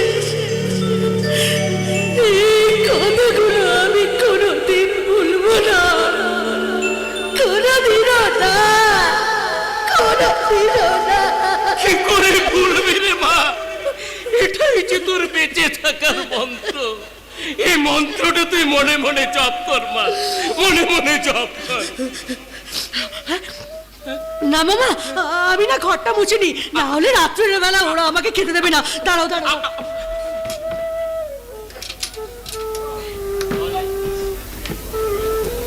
এই যে শোনো, সুজাতাকে একটু ডেকে দাও তো। ওই তো সুজাতা। কি তুমি তুমি এখানে বসে ঘর মুচ্ছ কেন? বাড়িতে কাজের লোক নেই? আরে কি হলো, কথার জবাব দিচ্ছ না কেন? জবাব দিয়ে কি লাভ? আপনি কি দিকে চলে যান, চলে যান বলছি। সুজাতা, এখন মিথ্যে অভিমান করার সময় এটা নয়। তোমাকে সব কথা খুলে বলতেই হবে, তবেই তো আমি তোমাকে এখান থেকে বার করে নিয়ে যেতে পারবো। এ বাড়িতে কেউ সত্যি কথা বলে না বাবু। থানা, পুলিশ কেউ আমাদের কথা শুনবে না। এই 20 বছর ধরে তো এটাই দেখে আসছি। এইবার ইতিহাসের পাতাটা উল্টানোর সময় হয়েছে। আমি সব সত্যি কথা জানতে চাই কেন এ বাড়ির মালকিনকে আজ এখানে বসে ঘর মুছতে হচ্ছে। জবাবটা আমি দিচ্ছি। ও আমার ভাইজি, মনটা ভীষণ নরম, তাই তো মাসে একদিন করে বাড়ির সমস্ত কাজের লোককে ছুটি দিয়ে দেয়, আর আমরা নিজেরা হাতে ঘর বাড়ি পরিষ্কার করি। সুজাতা যেমন নিচে ঘর মুছছিল, সেও তেমনি উপরে ঘর বারান্দা সব জল দিয়ে ধোয়া মোছা করছিলেন। বাহ, চমৎকার চমৎকার। হ্যাঁ, নিজেদের কাজ নিজেরা করা তো খুবই মহান ব্যাপার। কিন্তু সুজাতার বালতিটা দেখছি জল ভর্তি। এই বালতিটাতে তো এক ফোঁটা জলও নেই। না, ন্যাকড়াটাও একেবারে শুকনো খটখটে। এটা তো নিচের, এখন জল ভরবো তারপর মুছবো। ওসব কথা বলে আপনি আমাকে ভোলাতে পারবেন না। আমি কাল সুজাতার মুখ থেকে সব কথাই শুনেছি। তাতেই বা কি লাভ? একটা পাগলের প্রলাপ শুনে লাভ কি হবে আপনার? আপনার মুখের কথায়ও পাগল হয়ে যাবে না, কিন্তু ডাক্তারের কথায়, ডাক্তারের সার্টিফিকেট, প্রেসক্রিপশন, সেগুলো এই দেখুন। আমি তো একটু পরে ডাক্তারের কাছে যাবো বলে প্রেসক্রিপশন সঙ্গেই রেখেছি। যা দেখি নেন, দেখুন দেখুন ভালো করে দেখুন। ওভাবে কি দেখছেন? ওটা কি 500 টাকার নোট যে গান্ধীর জলছাপ থাকবে? গান্ধীজির জলছাপ না থাকলেও এই প্যাডের কাগজগুলোতে কোম্পানির নাম আর কবে সেটা তৈরি হয়েছে সেটা জলছাপ দিয়ে লেখা থাকে। তাতে কি হলো? না, এই দেখুন, ভালো করে দেখুন, এখানে জলছাপে লেখা আছে 2017 সাল। তাতে কি? ডাক্তারবাবু যেখানটায় সই করেছেন সেখানে সালটা লিখেছেন 2012 সাল। 2017 সালে যে কাগজটা কারখানায় তৈরি হলো তা ঠিক 5 বছর আগে, অর্থাৎ 2012 সালে সেই কাগজটাতে ডাক্তারবাবু সই করলেন। কি করে করলেন একটু বুঝিয়ে বলবেন কি? ডাক্তারবাবুর আন্ডারপ্যান্ট ধরে টান মেরেছে। ডাক্তারবাবু কান ধরে টান? তার তারিখা ডাক্তারবাবু কি করেছে সে ব্যাপারে আমি কি করে জানবো বলুন? কিন্তু এই জাল সার্টিফিকেটের জোরে আপনি সুজাতাকে আর এ বাড়িতে আটকে রাখতে পারবেন না। পারবো, কারণ আমি ওর কাকা। একজন সাবালিকা মেয়েকে তার ইচ্ছার বিরুদ্ধে জোর করে আটকে রাখা যায় না, এদেশের আইন কিন্তু তাই বলে। বলো সুজাতা, তুমি এখানে থাকবে না বাইরে যাবে? যা যা যা, এই পশুর খাঁচা ছেড়ে যেদিকে তুই চোখ চাই চলে যা। চলে যা যা যা। যাবো মামা, যাবো। না খেতে পেয়ে মরে গেলেও সেই মরণটা যে হবে আমার অনেক সুখের। হ্যাঁ মধুমামা, তুমি ওকে নিয়ে গিয়ে আমার গাড়িতে তুলে দাও। আমি স্যারকে একটু আইনটা বুঝিয়ে দিয়ে আসছি। চল চল চল চল। সুজাতা, কাজটা কিন্তু আপনি ভালো করলেন না, ভালো করলেন না। মনে রাখবেন আপনাদের আইনের 570টা ধারা আছে, আর মানুষের শরীরে 306খানা হাড় আছে। সেই হাড় গুঁড়ো করাই আমার কাজ। আর আমি কি করে জানেন, যারা আইন ভাঙে তাদেরকে আমার লকআপের বন্ধ ঘরের মধ্যে নিয়ে গিয়ে এমন মার মারি যে তার শরীরের সব কটা হাড় গোড় একসঙ্গে কীর্তন গাইতে থাকে। হরিনাম সংকীর্তন। আর হ্যাঁ, আপনার ওই শ্রীমদ্ ভাগবত গীতার কোনো অধ্যায়ে কিন্তু এই কথাটা লেখা নেই। চলে স্যার, লেখা নেই, লিখে নেব। ভালো করলো না, আমার বাড়ি থেকে আমার ভাইজি সুজাতাকে বার করে নিয়ে গেল। এবার ওই অফিসারের ঘর থেকে অফিসারের সুন্দরী বউটাকে আমি বার করে নিয়ে আসছি। তখন অফিসার, তোমাকে রাস্তায় দাঁড়িয়ে কাঁদতে হবে। কাকে কখন কাঁদতে হয় আর কার ভাগ্যে হাসি থাকে সেই হিসেবটা কিন্তু সম্পূর্ণ ভগবানের হাতে। শালা, বিপদ কখনো একা আসে না। ওই পুলিশের পেছন পেছন তোর বাপ উকিল এসে গেছে। দেখ, আমি সরকারি কাজে সুজাতা আচার্যর বাড়িতে আসতে বাধ্য হয়েছি, স্যার। সুজাতা আচার্য না বাবা, এই বাড়িটা সত্যকাম আচার্যের বাড়ি। এই, তুই চুপ কর। তুই আমাদের কথার মধ্যে দালালি করছিস কেন? কেন করব না? তুমি আমার বাবা হতে পারো, কিন্তু উনি হলেন আমার গুরুদেব। হ্যাঁ, তাহলে জেনে রাখ যে এই বাড়ি, সম্পত্তি, ব্যবসা সবকিছুর মালিক হচ্ছে সুজাতা। সত্যকাম বাবু শুধু আদালতের আদেশে সেগুলো দেখাশুনো করেন। তাহলে তাদের মাঝখানে তুমি কি করছো? উনি সুজাতার হয়ে যে ব্যবসাটা চালাচ্ছেন তার লাভ ক্ষতির হিসেব পরীক্ষা করাটাই আমার কাজ। আচ্ছা, আর সেখানে একটা বড় গরমিল ধরা পড়েছে। কি গরমিল ধরা পড়েছে? সুজাতার জামা কাপড় আর গাড়ির জন্য বছরে আপনি 10 লাখ টাকার খরচ দেখিয়েছেন, কিন্তু সুজাতাকে কেউ কোনোদিন গাড়ি চড়তেই দেখেনি। আর ওর পরনে যে পোশাকগুলো থাকে ওগুলো তো ওই হাট থেকে কিনে আনা সস্তার পোশাক। কি বিপদ! স্যার তো টাকা খরচ করে সব ব্যবস্থা করেছে। সুজাতা যদি সেগুলো ব্যবহার না করে তাহলে দোষটা কার? না না না না, আমি কাউকে দোষী বলছি না, তবে আদালতে আমাকে এই কথাগুলো জানাতেই হবে। জানান, কিন্তু উকিল বাবু, আমি বলছিলাম, দেখুন, কোটি কোটি টাকার ব্যবসা, তার মধ্যে 2-1 লাখ টাকার গোলমাল তো হতেই পারে। আর তার জন্য না হয় আমি আপনার হাতেও 2-1 লাখ টাকা তুলে দেবো। আমি বিপত্নিক মানুষ স্যার, ওই আমার একমাত্র সন্তান, আর ও তো আপনার কাছে এসে নিজের পেটের ভাতের ব্যবস্থা করেই নিয়েছে। আমি অতগুলো টাকা দিয়ে কি করব? নেবেন না। আর তার জন্য যদি আপনার এই একমাত্র ছেলের মরা মুখ দেখতে হয়, ওই ছেলে যেদিন এখানে এসেছে সেদিনই ওকে আমি খরচের খাতায় তুলে দিয়েছি। তাই ওর কথা ভেবে এই বয়সে এসে আমি আমার সততাকে বিক্রি করতে পারবো না স্যার। এরপরে যা বলার আপনি আদালতে বলবেন। নমস্কার।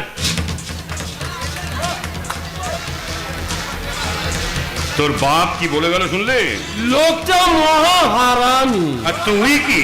আমি তাই তো আমি বাবার কাছ থেকে সব খাতাপত্র চুরি করে এনে আবার আপনার হাতেই তুলে দেব।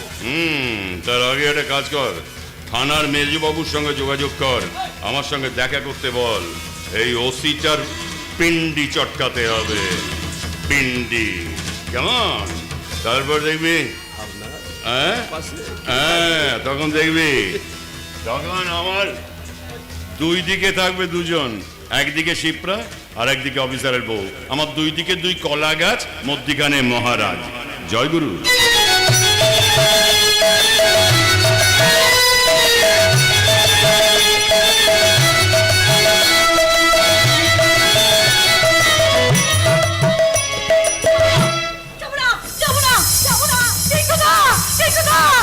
আমাকে বাঁচাও, ওরা আমাকে ধরে নিয়ে যাবে, আমি যাবো না। কি হয়েছে? কি হয়েছে? কি হয়েছে? এদিকে এসো।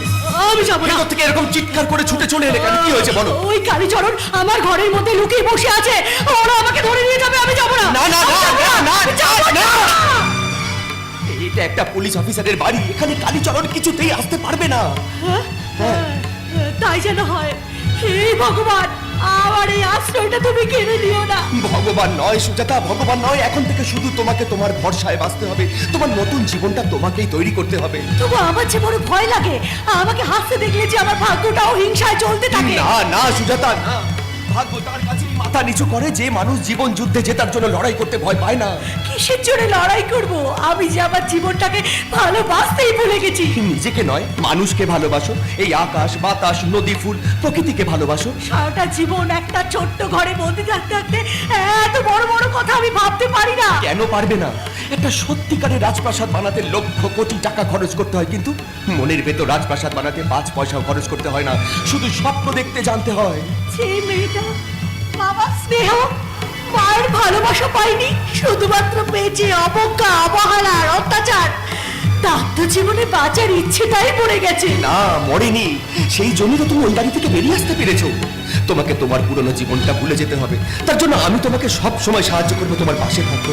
কিন্তু তোমার বৌদি তো জানে না আমি এখানে এসেছি। তিনি যদি এসে আপত্তি করেন। না, সেদিনকে এখানে রাখার ব্যাপারে বৌদি আপত্তি করেছিল, কিন্তু বৌদিকে বোঝালে বৌদি বুঝবে। বৌদি মার্কেটে গেছে, বৌদিকে আসতে দাও। ওই তো। এসে গেছি। বালিশ, কম্বল, ঘটে পাতে কত কি কিনতে হলো তা। কি এসে সুজাতা না ওইখানে কি করে এলো? আজ সকালে দাদা ওকে বাড়ি থেকে উদ্ধার করে নিয়ে এসেছে বৌদি। ওকে উদ্ধার করা তোমার দাদার অফিসিয়াল ডিউটি হতে পারে, কিন্তু তোকে ঘরে তুলতে হবে কেন? সরকারি কাজ আর সংসার তো এক জিনিস নয়। কিন্তু ও কোথায় যাবে তুমি বলো বৌদি? কেন, ওর কোনো আত্মীয় স্বজন নেই?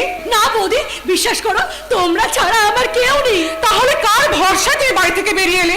তোমাদের বড় বাবু তো তোমার সারা জীবনের দায়িত্ব নিতে পারবেন না। বড় বাবু, বড় বাবু, এই যে বৌদি, বৌদি, বড় বাবু এখনো ফেরেন নাই নাকি? না, ফোনও করেননি। সে কি কি ব্যাপার হইল? হ্যাঁ, কি ব্যাপার হইল?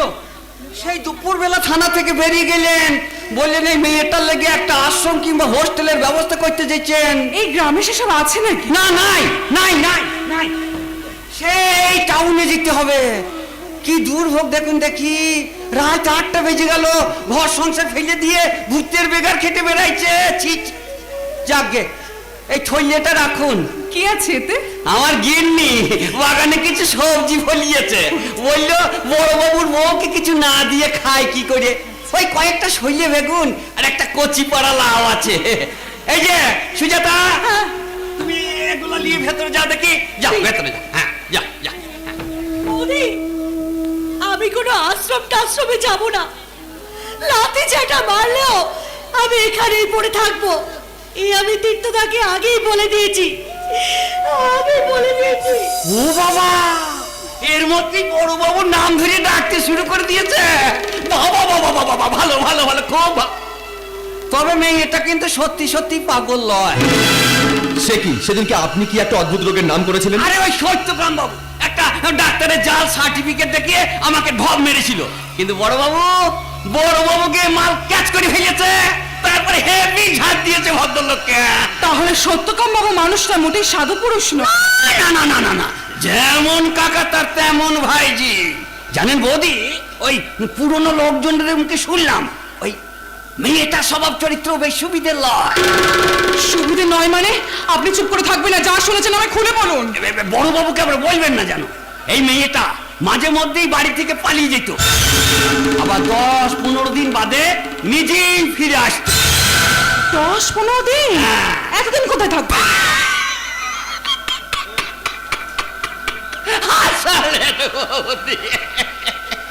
সুন্দরী মেয়ে পথে বেরোইলে তাকে ঘরে তোলার লোকের কি অভাব হয়। তারপরে এই নিয়ে যখন কানাঘুষো শুরু হইল, তখন লোক নিন্দের হাত থেকে বাঁচবার জন্য সত্যকাম বাবু রটিয়ে দিলেন মেয়েটার মাথা খারাপ। কিন্তু কয়েক ঘন্টা মিশে আমি যেটুকু বুঝেছি তাতে ওকে সরল সাদাসিধে মেয়ে বলেই মনে হয়েছে। ঠাকুরপো, বড় বড় মুনি ঋষিরা পর্যন্ত মেয়েদের চরিত্রকে চিনতে পারেনি। তুমি তো একটা বাচ্চা ছেলে। আজ যদি তোমার দাদা একটা আশ্রম ঠিক করে আসতে পারে, আজ সেখানে আমি পাঠিয়ে আমি হাত ছেড়ে বাঁচবো? হলো না, এমন হলো না। অনেক চেষ্টা করো, সুজাতার জন্য কোনো আশ্রম কিংবা হোস্টেল খুঁজে পেলাম না। কেন স্যার, শহরে তো একটা আশ্রম আর দুটো লেডিস হোস্টেল আছে। হ্যাঁ, কিন্তু ওখানকার পরিবেশ আমার একেবারেই পছন্দ হয়নি। বিশেষ করে সুজাতার মতো একটা ইনোসেন্ট মেয়েকে ওখানে রাখা যায় না। কেন? আর 10 নামে যেখানে আছে সেখানে থাকতে পারবে না কেন? তুমি বুঝতে পারছো না বৌদি, সুজাতা এর আগে কখনো বাড়ির বাইরে একা একা থাকেনি। তাই থামো তো। সুন্দরী মেয়ে দেখলেই তোমাদের বুকে একেবারে দয়ার সাগরে উঠে ওঠে। ইমন, এসব কি বলছো? সুজাতা আমাদেরকে দাদা বলে ডেকেছে। কলেজে পড়ার সময় আমিও তোমাকে দাদা বলেই ডাকতাম। প্লিজ সুজাতা, আমার কথাটা শোনো। সুজাতা নই, আমার নাম ইমন। এর মধ্যে এত বড় ভুল করো না। 4 তারিখে ওটা একটা স্লিপ অফ টাং। শোনো, তোমাকে ব্যাপারটা বুঝিয়ে বলছি। আমি ওই মেয়েটাকে দিয়ে সত্যকাম বাবুর বিরুদ্ধে একটা এফআইআর করেছি। এখন কেসটা কোর্টে উঠলে ওকে তো সাক্ষী দেওয়ার জন্য আদালতে যেতে হবে। তাই বলছিলাম ও কতদিন এখানেই থাকুক, তারপর না হয়।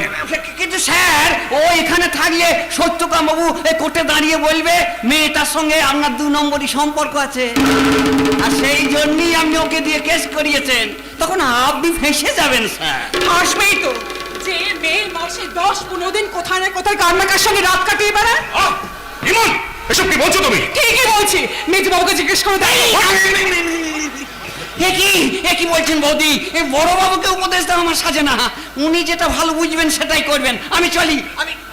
ও হ্যাঁ, লাউটা খেয়ে কেমন লাগলো বলবেন? কথায় বলে সাধের লাউ, সাধের লাউ বানাইলো মনে পইরা। রমেশ, আচ্ছা সামান্য একটা ব্যাপারকে তুমি এত বড় একটা ইস্যু করে তুলছো কেন? তুমি কি আমাকে বিশ্বাস করো না? তোমাকে নিশ্চয়ই বিশ্বাস করি, কিন্তু এটা ভুলে যেও না, মেনকার মতন একজন নর্তকী বিশ্বামিত্র মুনির মতন একজন যোগীকেও ঘোর খাইয়ে দিয়েছিল। তুমিও তো একটা মেয়ে বৌদি। মেয়েরা কখনো মেয়েদের দেখে ভোলে না, ভোলে শুধু ছেলেরা। It's okay, it's okay. তাহলে আমি তোকে একটা কথাই বলবো দাদা, স্বামী স্ত্রী বিশ্বাস আর মানিয়ে চলার ক্ষমতাই সংসারের ভিত তৈরি করে। বৌদি যখন এক পা এগোবে না, তোকে তো 3 পা পেছোতেই হবে। কারণ আমার কাছে তোদের এই সম্পর্কটা স্বর্গের চেয়েও অনেক দামি রে, অনেক দামি। ঠিক আছে ঠিক আছে, একটা মেয়েকে সাহায্য করার জন্য এত ঝামেলার কোনো দরকার নেই। আমি এক্ষুনি মেয়েটাকে অন্য কোথাও রেখে আসি। এই সুজাতা, সুজাতা শোনো। সারাদিন খেটে খুঁটে বাড়িতে ফিরলে এখন আবার কোথাও বেরোতে হবে না। সুজাতা আজকে রাতে এখানেই থাক, কাল সকালে অন্য কোথাও রেখে এসো। ও বাবা, মতের যতই অমিল থাক, আমার সুখ সুবিধার দিকে দেখছি খুব নজর। হ্যাঁ, কেন থাকবে না? তুমি তো আমার পৃথিবী। বাবা মা ভাই বোন কেউ নেই, শুধু তোমার জন্য কত স্বপ্ন স্বাদ আর ভালোবাসার রঙিন কাজ দিয়ে আমি সংসারে ঝাড়বাতি সাজিয়েছি। সামান্য একটু ঝড়ের হাওয়াতে সেটা ভেঙে পড়তে পারে, তাই সামান্য একটু কালো মেঘ দেখলে আমার ভয় হয়। কোনো ভয় নেই, কোনো ভয় নেই। আমি তোমার ঝাড়বাতির সব কাঁচ বদলে তাতে আমার ভালোবাসার পান্না হিরে চুনি দিয়ে সাজিয়ে দেব। বলো আর কি চাই? পান্না হিরে চুনি কিচ্ছু চাই না, শুধু একটু ভালোবাসো।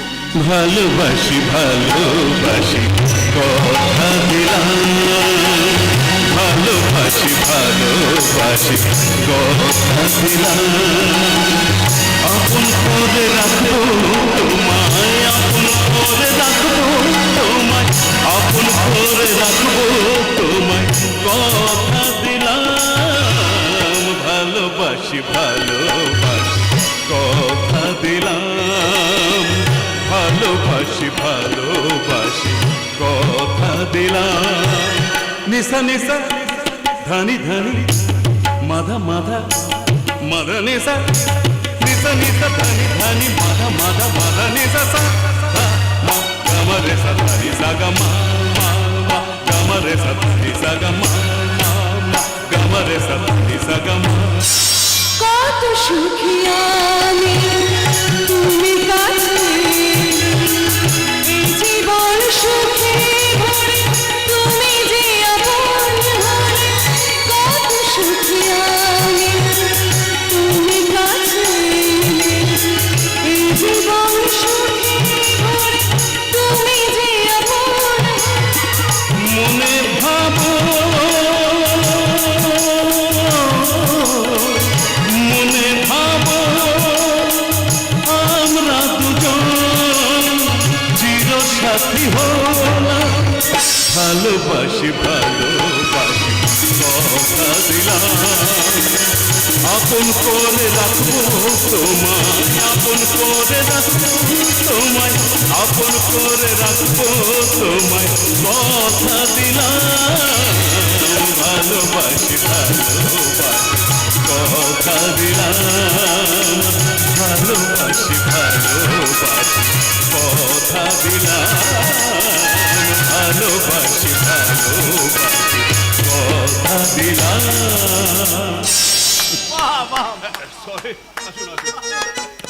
সরি টু ডিস্টার্ব ইউ, কিন্তু একটা দাপুটে পুলিশ অফিসার যে এত ভালো গান গাইতে পারে তা জানতাম না। আসলে কি জানেন সঞ্জয় বাবু, আমি হতে চেয়েছিলাম গায়ক, কিন্তু হয়ে গেলাম পুলিশ অফিসার। কি করবো মশাই, সরকারি চাকরি পেলে তো দিতে পারি না। তাই গান বাজনা আপাতত শিখে যাকে একটা জরুরি কথা বলবো বলে আপনাকে আমি বাড়িতে ডেকে পাঠিয়েছি। হ্যাঁ তাই তো পুলিশের ডাক পেয়ে ভয়ে ভয়ে ছুটে এলাম। পুলিশ অফিসারও কিন্তু মানুষ। একজন মাস্টার মশাই তার ছাত্রদের শাসন করতে পারে, কিন্তু পুলিশ কাউকে শাসন করতে চাইলেই হয়ে যায় অত্যাচারী অমানুষ। এই ধারণা যেদিন বদলাবে সেদিন গোটা সমাজটাই মানুষ হবে।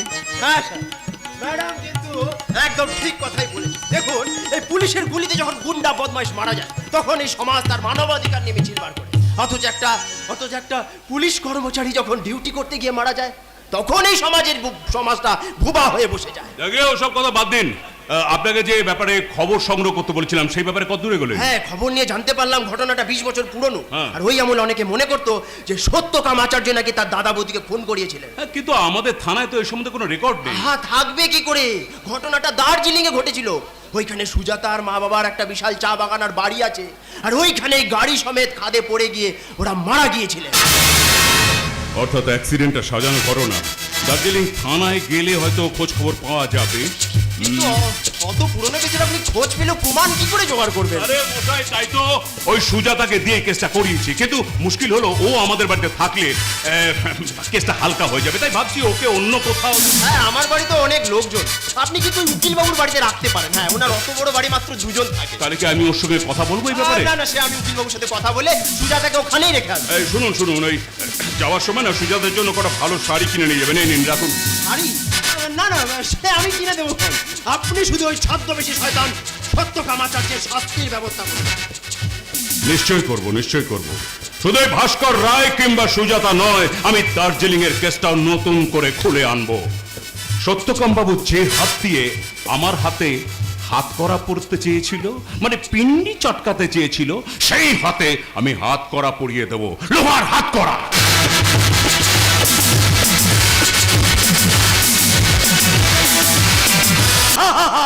একেই বলে কপাল, এই আন্ডার প্যান্ট এবার ফুল প্যান্ট হবে।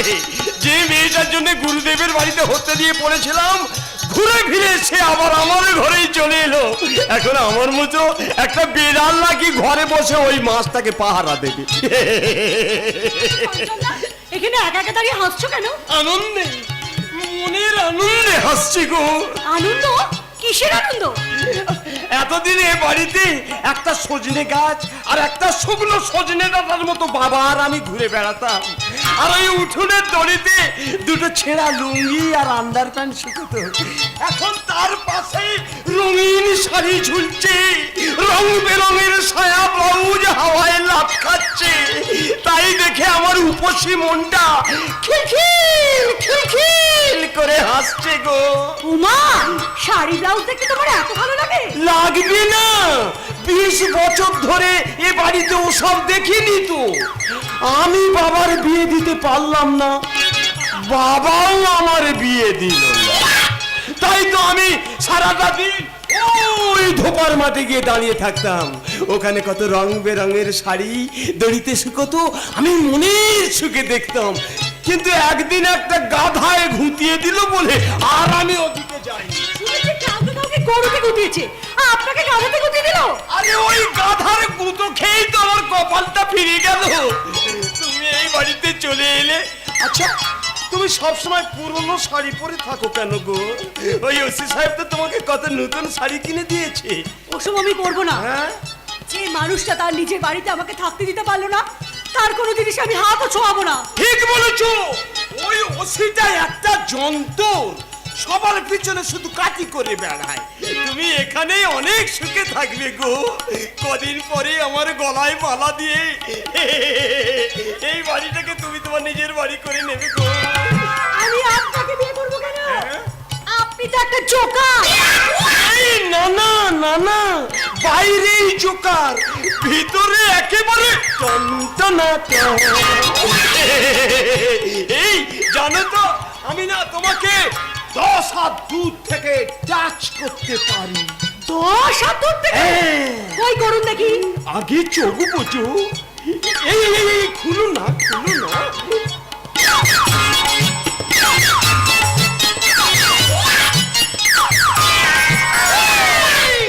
আপনি তো কাছে এসে গায়ে হাত দিলেন। তাতে কি হয়েছে? টাচ তো করে ফেলেছি। প্রথমে টাচিং, তারপরে কিসিং। কিসিং কি? ইয়ে কি সিং বোঝে না, আবার চোখ বোঝে তাহলে বুঝতে পারবে। আর দরকার নেই, আমি রান্না বসিয়েছি, দেখি গিয়ে। না চাস না সেটা, আমি তোর জন্য এখানে ছুটে এলাম। কেন? কাকার কথা মতো ওই বাড়ি ধরে নিতে এসেছো? না মা না, শুনলাম তুই বাড়ি ছেড়ে চলে এসেছিস, তাই একবার দেখতে এলাম তুই কেমন আছিস। মিথ্যে কথা, বিশ্বাস করি না। এতগুলো বছর যখন এক বাড়িতে থেকেছি, কোনোদিন তো খবর নিতে আসুনি। কি করে নেব রে মা, তুই যেমন বন্দি জীবন কাটিয়েছিস, আমিও তো ঠিক তেমনি করে ও বাড়িতে কয়েদ হয়ে আছি। আমার চলা ফেরা ভাবনা চিন্তার কোনো স্বাধীনতা নেই, শুধু সিঁদুর ছাড়া তোর কাকার কাছ থেকে আমি আর কিচ্ছু পাইনি। মিথ্যে কথা, তুমি সত্য কামাচার্যের বউ, সেই অহংকারে সবার থেকে দূরে থেকেছো। না না সেটা না, আমাকে ভুল বুঝিস না, আমিও তোর মতোই একজন দুঃখী মানুষ, স্বামী থেকেও নেই, নিজের কোনো সন্তানও হয়নি, তাই তো আমি ভেবেছিলাম তোকে বুকে নিয়ে আমার মাতৃত্বের স্বাদটা পূর্ণ করব। তাহলে কেন আসুনি? 5 বছর বয়সে বাবা মাকে হারিয়েছি, শুধুমাত্র মায়ের স্নেহ পাওয়ার জন্য তোমার দিকে তাকিয়েছিলাম। কেন বুকে টেনে সান্ত্বনা দাওনি? ওই দানবটা যে আমাকে তোর কাছে আসতে দেয়নি মা, পাছে পাছে পাছে তুই কোনোদিনও সব ষড়যন্ত্রের খবর পাস, তাই আমাকে জোর করে দূরে সরিয়ে রেখেছে। ষড়যন্ত্র মানে কোন ষড়যন্ত্রের কথা বলছেন? সেসব কথা আমি একদম সুজাতাকেই বলবো, যেদিন ওকে নিয়ে এই শয়তানের খাঁচা ছেড়ে অনেক দূরে চলে যেতে পারবো। তোমার সঙ্গে আমি কোথাও যাব না। নিশ্চয়ই যাবি মা, আমরা দুজনে তোদের সেই দার্জিলিং এর বাড়িতেই ফিরে যাব, যে বাড়িতে আমি একদিন বউ হয়ে এসেছিলাম। সেখানেই তোর জীবনের সব ষড়যন্ত্রের রহস্য পরিষ্কার হবে। ষড়যন্ত্র? কিসের ষড়যন্ত্র? কেন এতদিন সেখানে নিয়ে যাওনি? সাহস পাইনি মা, এই পৃথিবীতে আমার পাশে দাঁড়ানোর তো কেউ নেই। আমার বাবা একবার এক চুরির কেসের একমাত্র সাক্ষী ছিল, যার নামে চুরির অভিযোগ ছিল, সে তোর কাকা। সে বাবাকে সাক্ষী দিতে মানা করে, তার বিনিময়ে আমাকে বিয়ে করতে চায়। আমার গরিব বাবা কন্যাদায় থেকে মুক্তি পাওয়ার জন্য আমাকে তার হাতেই তুলে দেয়। কি বলছো তুমি? হ্যাঁ মা, আমার বাবার সাক্ষীতে তোর কাকা তখন চুরির অভিযোগ থেকে মুক্তি পায়, কিন্তু কোনোদিন আমাকে বইয়ের মর্যাদা দেয়নি। একটা পোষা জন্তুর মতো আমি তার পায়ের নিচে পড়ে আছি, তবু নিজের জন্য কোনোদিন এতটুকু কাঁদিনি। শুধু শুধু তোর কথা ভেবে চোখের জলে বুক ভাসিয়েছি। আমাকে ভুল বুঝিস না মা, আয় একবার মা বলে ডেকে আমার বুকে আয়। মা, আমার মা। ওসব প্যাথেজ বন্ধ করে আপনি এখান থেকে কেটে পড়ুন কাকিমা, গুরুদেবের আজ এখানে আসার কথা আছে। তাহলে তাহলে আমি চাই মা, আজ আমাদের মামের চোখের জল যখন এক হয়েছে, তখন আমাদের বন্দি জীবনটা একদিন ঠিক মুক্তির সমুদ্রে গিয়েই মিশবে, মিশবেই মিশবে। তুমি কিন্তু ওই দার্জিলিং এ যেতে পারবে না, তুমি আমার বাবার বউ না, আমার বাবার ছেলের বউ হয়ে এই বাড়িতেই থাকবে গো। আমার রান্নাটা পুড়েই গেল, আমি যাই। কি মুশকিল, তুমি কি শুধু ওই বাড়িতে রান্না করার জন্য এসেছো নাকি? রান্না করবে না তো কি তোর সঙ্গে বসে বসে আড্ডা দিয়ে সময় কাটাবে? আড্ডা দেবে কেন? আমি ওকে মাদ ভাগবত গীতার বাণী ব্যাখ্যা করে শোনাবো। এই দেখেছো, ওই গীতার ব্যাখ্যা করবি? হ্যাঁ, কেন করবে না? তা নাহলে গুরুদেবের কাছে এতদিন পড়ে আছে কেন? আমি তোকে গীতার এ কি রে মা, তুই এখানে কেন? তীর্থঙ্কর মানে ওই থানার ওসি ওকে আমার দায়িত্বে এখানে রেখে গেছে। ছি ছি ছি ছি ছি ছি, তোর অত বড় রাজপ্রাসাদের মতো বাড়ি থাকতে তুই উকিল বাবুর এই ভাঙা বাড়িতে পড়ে আছিস কেন? চল চল চল মা, বাড়ি চল। যাব না, আমি তো সব ব্যবসা সম্পত্তি তোমার হাতে তুলে দিয়ে চলে এসেছি কাকা। মাগো, আমি তো সাত্ত্বিক মানুষ, সে ব্যবসা বাণিজ্য নিয়ে আমি কি করব? এসব তোর বাবা মায়ের ইচ্ছে অনুযায়ী কোনো একটা ধর্ম প্রতিষ্ঠানে আমি দান করে দেবো। চল চল চল, বাড়ি চল। তবু আমাকে আমার ইচ্ছে মতো থাকতে দাও কাকা। ওহো, পুরনো জীবনটাকে আমি ভুলে যেতে চাই। যদি কোনোদিন এই স্বাধীনতা আমার গলার কাটা হয়ে ওঠে, সেই দিন এই পাখিটা আবার তার পুরনো খাঁচাতেই ফিরে যাবে। বড় কষ্ট পেলাম উকিল বাবু, যার জন্যই আপনি করবেন তার কাছ থেকেই আঘাত খাবেন। সত্যি এই মেয়েটাকে আমি 5 বছর বয়স থেকে কোলে পিঠে করে বড় করে মানুষ করেছি, আজ সে 25 বছরের যুবতী, আর তার কাছ থেকেই যাকে ছেড়ে দিন ওসব কথা। এই নিন, এই দলিলটা রাখুন। ওটা কিসের দলিল স্যার?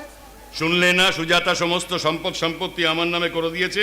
এবার উকিল বাবু, এটা আপনারা আইনানুগ আমার নামে ট্রান্সফার করার ব্যবস্থা করে দেবেন। জান, এটা আমি ট্রাস্টি বোর্ডের হাতে তুলে দেবো, যা করার তারাই করবে। যা ভালো বোঝেন করুন। আমার আর এই সমস্ত বিষয় সম্পত্তির উপর কোনো আকর্ষণ নেই, লোভ নেই, কিচ্ছু নেই। কিন্তু একটা কথা মনে রাখবেন, আমি হলাম জঙ্গলের বাঘ। বাঘ যদি ঘুমিয়েও থাকে, তার নাক ডাকার আওয়াজে অনেক কুকুরকে ঘুম পাড়িয়ে দিতে পারে। তা হতে পারে, কিন্তু পরের খেয়ে পরে একটা বেড়ালের নখ যতই বড় হোক, সে কখনো বাঘ হতে পারে না। ওই ওসি তীর্থঙ্করের হাতে কিন্তু আপনার বিরুদ্ধে অনেক প্রুফ আছে। প্রুফ আছে, কিন্তু ওর শরীরটা কিন্তু বুলেট প্রুফ নয়। তবু সরকার থেকে পুলিশের জন্য বুলেট প্রুফ জ্যাকেটের ব্যবস্থা রেখেছে। আপনার জন্য তো তেমন কিছু নেই স্যার। আমার দরকার নেই, আমার গান্ধী আর গীতার বাণী আমার বর্ম। যাই হোক, যা ব্যবস্থা করার করুন। হ্যাঁ উকিল বাবু, যা ব্যবস্থা আপনি করুন। হ্যাঁ, যান, চলি তাহলে। হ্যাঁ হ্যাঁ, এই সত্যকাম বাবু, ছি কি হলো? ছি, ধর্মের আড়ালে এই যদি আপনার আসল চেহারা হয়, তাহলে সেই চেহারাটাকে আমি ঘেন্না করি। আমি কোর্টে যাচ্ছি। যান, ট্রাস্টি বোর্ডের যা করবে তাই আমি মেনে নেবো। কেমন? ঠিক আছে, যান আসুন। সেইভাবেই আমি কাজ করব। ঠিক আছে, ঠিক আছে, ঠিক আছে। বাবা শুধু বাইরে বাতেলা মারে, আর এই আন্ডারপ্যান্ট ভিতরে ভিতরে কাজ করে। কি কাজটা করলি তুই? এই দেখুন আপনার সেই পুরনো হিসেবের খাতা। আরে বাবা বাবা বাবা, তোর বাপের কাছ থেকে চুরি করেছিস? বেশ করেছিস, বেশ করেছিস। যাকে একটা কাজ হলো, বাকি রইল ওসি তীর্থঙ্কর আর সুজাতা। তীর্থঙ্করের সঙ্গে সুজাতার কোনো প্রেম প্রীতির ব্যাপার নেই স্যার। তীর্থঙ্কর সুজাতার জন্য কটা নতুন শাড়ি কিনে পাঠিয়েছি।